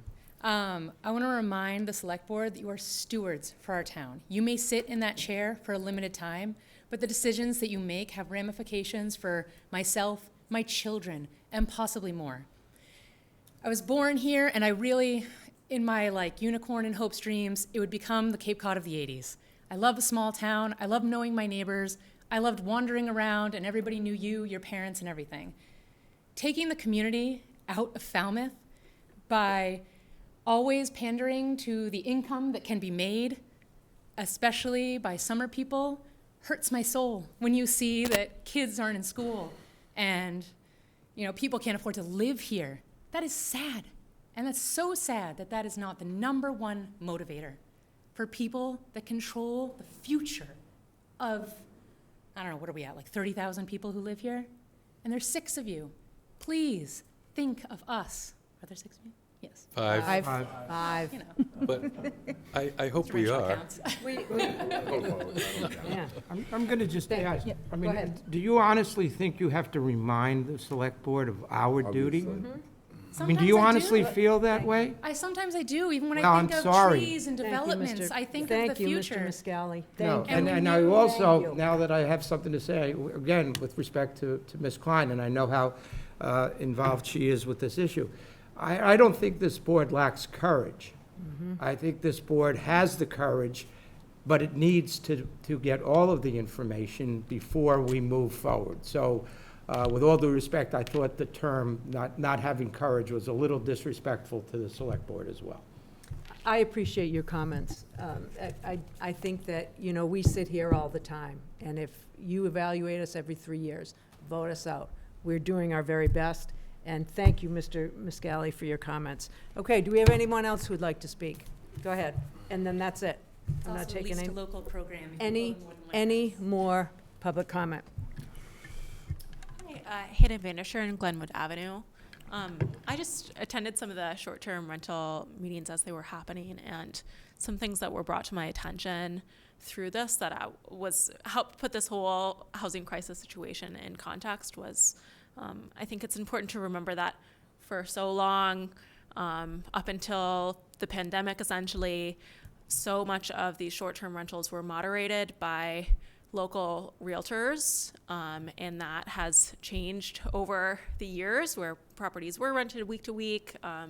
This is something that I know the short-term rental working group discussed, and I've seen the effort they've put into just trying to bring some of this infrastructure back to the town and find ways to address how there weren't regulations in place and try to moderate it back again. So I just respect all the work that they've been doing. And then in terms of the question of what do you do when only one person can have one short-term rental in town, I think that was really smartly, it was a smart consideration by this rental working group to try to incentivize these year-round rentals in town, which I think if you do the numbers, based on the cleaning fees and receiving that 12-month rent over the course of 12 months,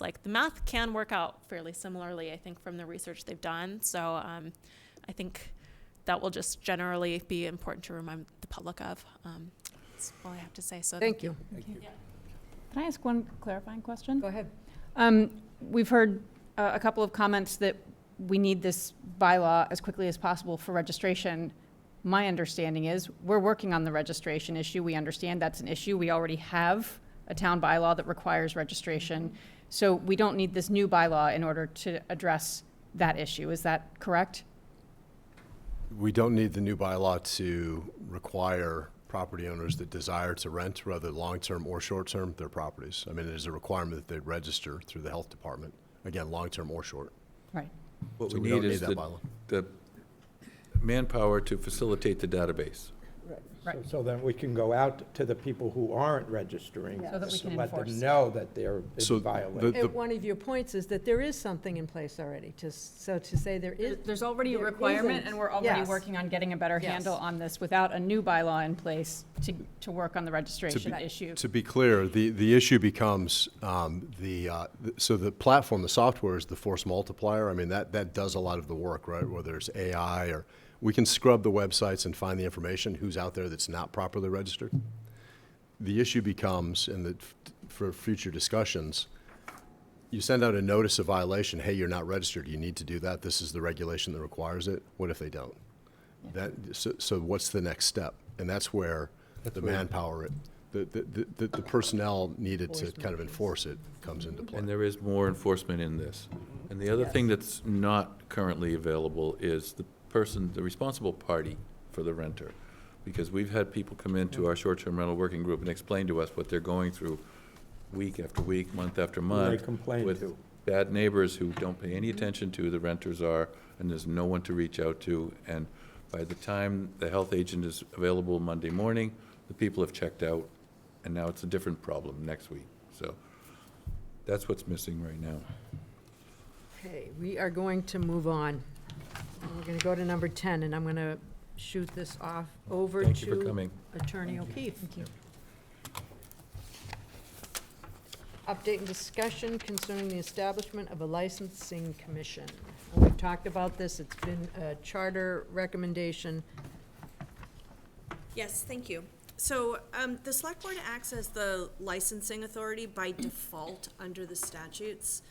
And there's a list of about 25 to 30 different licenses that this board manages and administers. Under Chapter 138, which is the Liquor Control Act, the general laws allow for the town to create a licensing commission that would handle all of these licensing matters with a separate entity. A separate board would be able to take away those responsibilities that the select board has now, and it would be just one board to be able to review applications, grant licenses, do the hearings, the disciplinary hearings, and all the ministerial activities. Here, both in the 2012 and also the 2022 charter review committees, and these are the charter review committees that are appointed by the select board under section 9-13 of the charter. They both recommended creating a licensing commission.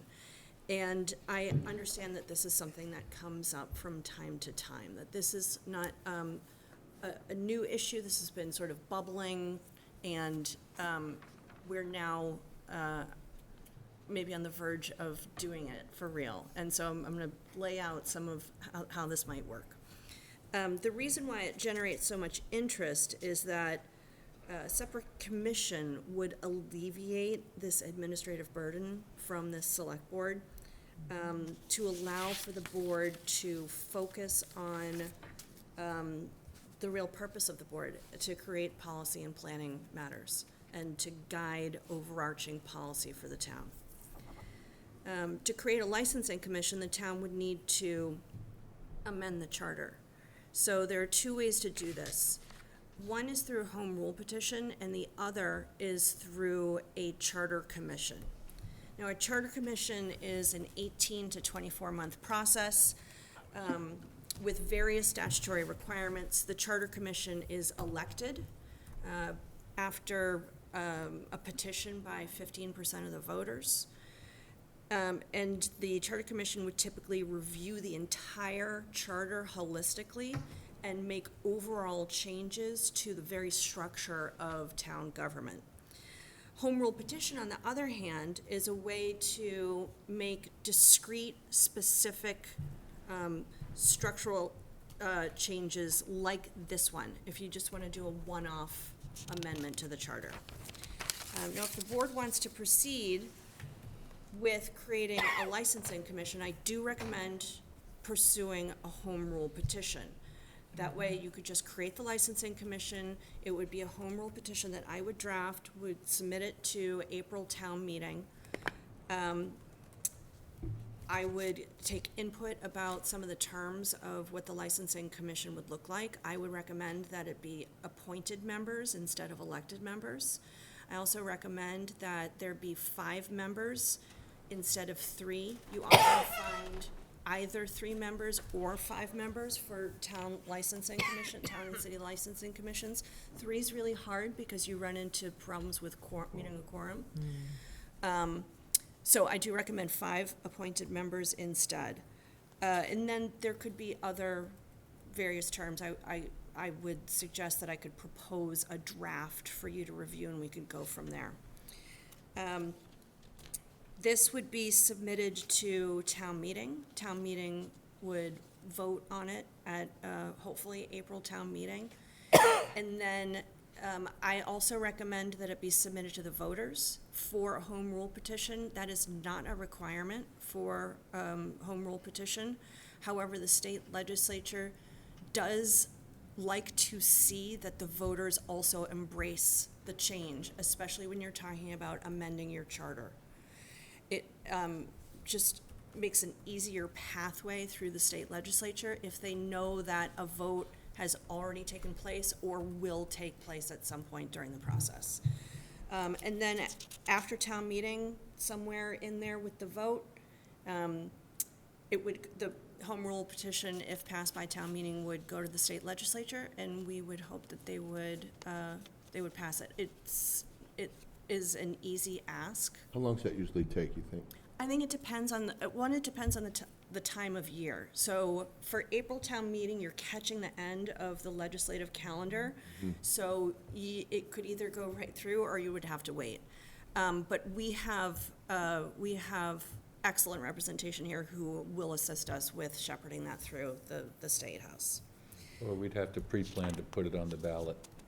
And Yeah, I mean, hope town meeting passes it. Right, that was my question. I mean, if we would want it to go to May election. Right. If it's approved at April, so we'd be right on top of it. So the timing of the vote doesn't really matter because it's not required by statute.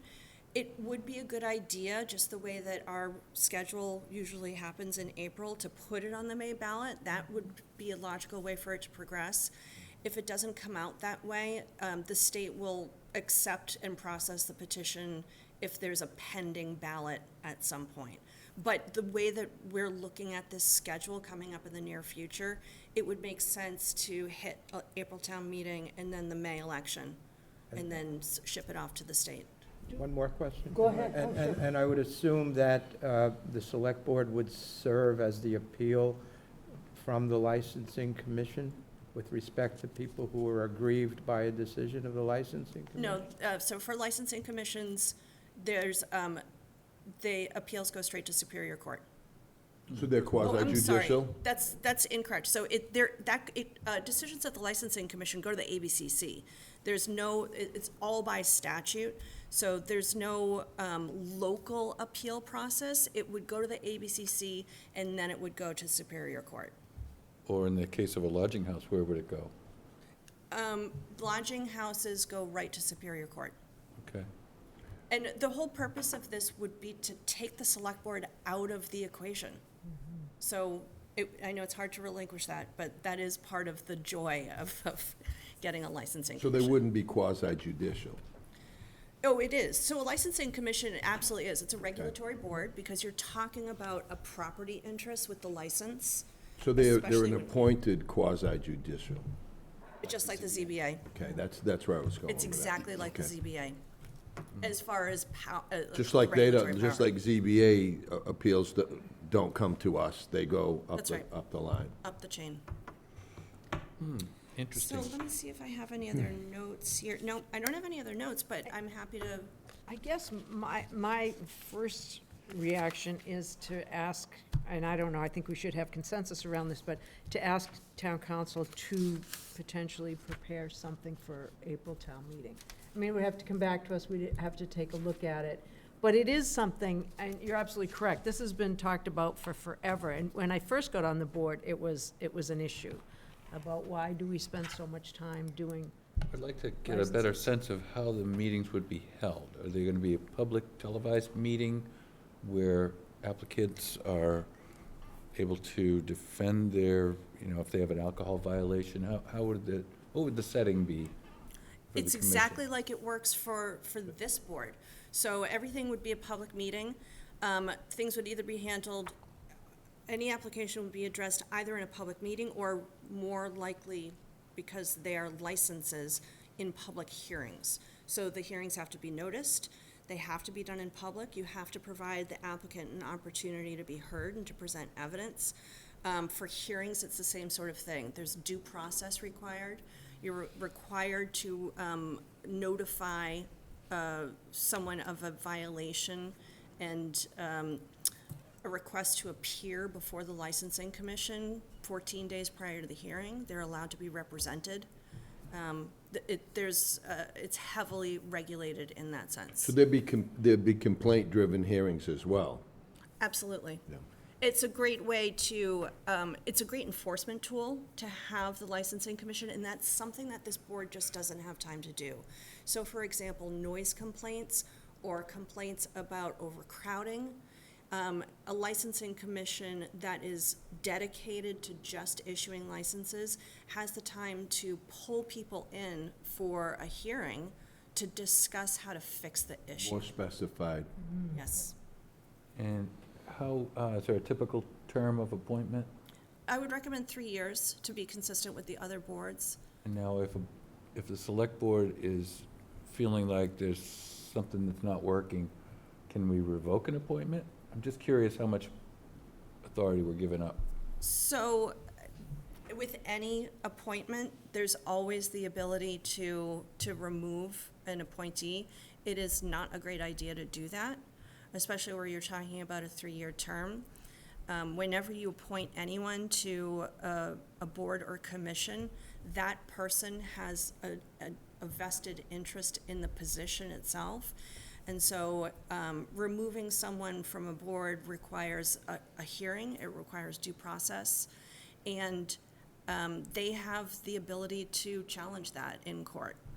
Do we still maintain the rules and regulations? Say for entertainment license, we just made a new noise guidelines that, some people were concerned with. I hope we're going to revisit that sometime in the near future and rework the wording. We talked about that at the start of summer, that we would revisit it because there was no provision for existing businesses. Just something I'd hope to get back to. But we have, right now, we set those terms and conditions.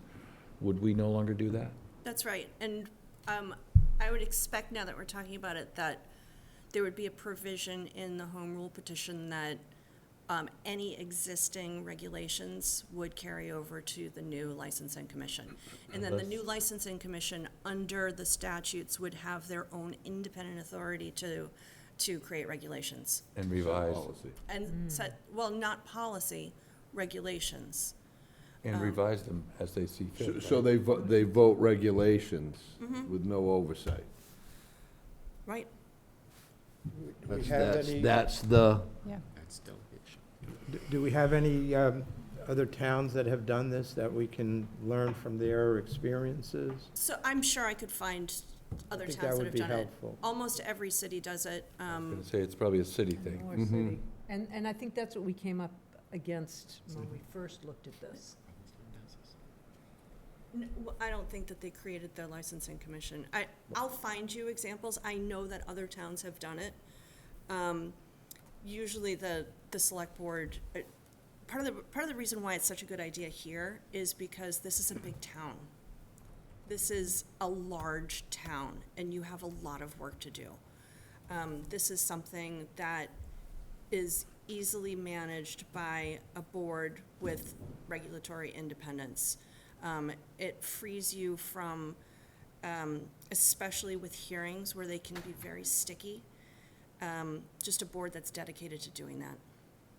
With a lot of establishments. I mean, it's a big town with a lot of liquor licenses. So many liquor I licenses. think it's worth pursuing, looking at it. We're only voting or building consensus around whether we would like to ask town council to continue to look at it. But I think our consensus is to do it as a home rule petition as opposed to Yes. the commission, because, I mean, that's why we don't have a constitutional convention, because we don't want to open up everything to Yes. to discussion. No, I totally agree with the vein in which you go, which would be home rule petitions. Well, I know, I think our charter committee did recommend it more than once. More than once. Yeah, and so Yeah. we do have a responsibility to look into it and consider it. I'm curious about I don't know, I guess just considering the difference between elected and appointed, especially for a body that would be, as noted, setting regulations. Obviously, we would be setting the overarching policy within which those regulations need to sit. But if you'd have to wait, Heather, if you had elected positions, if something was to happen to a member, you'd have to either have a special election or wait till the next election cycle to fill that. Am I not correct? That's correct. But with an appointment, you could have a special appointment hearing, I would imagine. The other benefit to appointed members versus elected is that you can assure that the people who are appointed have sufficient background, that relative pertinent background to be able to address the particular issues. To vet them. That's an That's important really point. important. With elected, you can get Because anything. anybody could get elected, right? I mean, they let anyone, right? I also think having alternates, given the issues that so many of our committees are facing right now with vacancies and trouble reaching quorum, that having alternates to help address that would make a lot of sense. I would agree. All right, so I think the consensus of the board is, would you continue to look into that, give us some town examples, and perhaps start to draft it and bring it back? Does that make sense? Yes, ma'am. Yes. Okay. Absolutely. All right, we're gonna go to the consent agenda, and I'm gonna send Did this it? to, no, there's one. Oh, the right, yeah. I'm gonna send it over to Mr. Muscala. To get rid of my hold, since no one was here to discuss it, I just wanted to give someone an opportunity to come if they wanted to at 9:10, so. Move approval? We did get I'll move approval of consent agenda license number A. I second that. Okay, I have a motion and a second. Any further discussion amongst the board? Seeing none, all those in favor? Aye. Okay, did everybody have an opportunity to look at the minutes? Yes. And are there any issues with the minutes? I didn't see. No. I did not see it. I didn't either. Okay, if there are no issues with the minutes, I would entertain a motion. Well, with respect to executive session, We don't, we're not releasing, right? We could, because it's not. Well, that's the question. you can vote to accept them and release. Okay, is that what we're doing? You'd have to, on the executive session, yes. I would say. I would, well, I mean, people get to vote, but yes, but because it is There's about nothing that's the contract. to be hidden. Right. Yes. Okay, so, I'll move approval. Of the executive. Of the executive session and release. I second that. Okay, I have a motion and a second to approve the minutes of our executive session, September 23rd, 2024, and to release to the public. Motion and a second. Any further discussion amongst the board? Seeing none, all those in favor? Aye. And I would also Okay. move approval of the public session of March 2nd, 2024, and October 7th, 2024. Second Mr. Brown's motion, Madam Chair. Okay, we have a motion and a second. Any further discussion amongst the board? Seeing none, all those in favor? Aye. Abstain? I was not present for the March session. Oh, that's an old one. Thank you. So one abstention on March 2nd, unanimous on October 7th. Okay, town manager supplemental report. One update, and I'll be quick about it. So a milestone we've reached in recruitment hiring. Everybody has heard the challenges we've been having with emergency communications. Wanted to report, we just hired our 9th emergency communicator, dispatcher. Wow. As you recall, it was just, I think, last December, when staffing, the full complement is 9 full-time I was staff. just gonna We were down to 2. Yeah. a year ago, That's a roughly. great job. Well, That's and a lot huge. of people, I want to thank a lot of folks. Susan Lumping in HR, Peter Johnson-Stubb, the Assistant Town Manager, obviously our new Emergency Communications Director, James Thomas, the Police Chief who stepped in an interim role. It's all hands on deck effort to get to 9. Hopefully we keep them. I've been told it's a great group of trainees.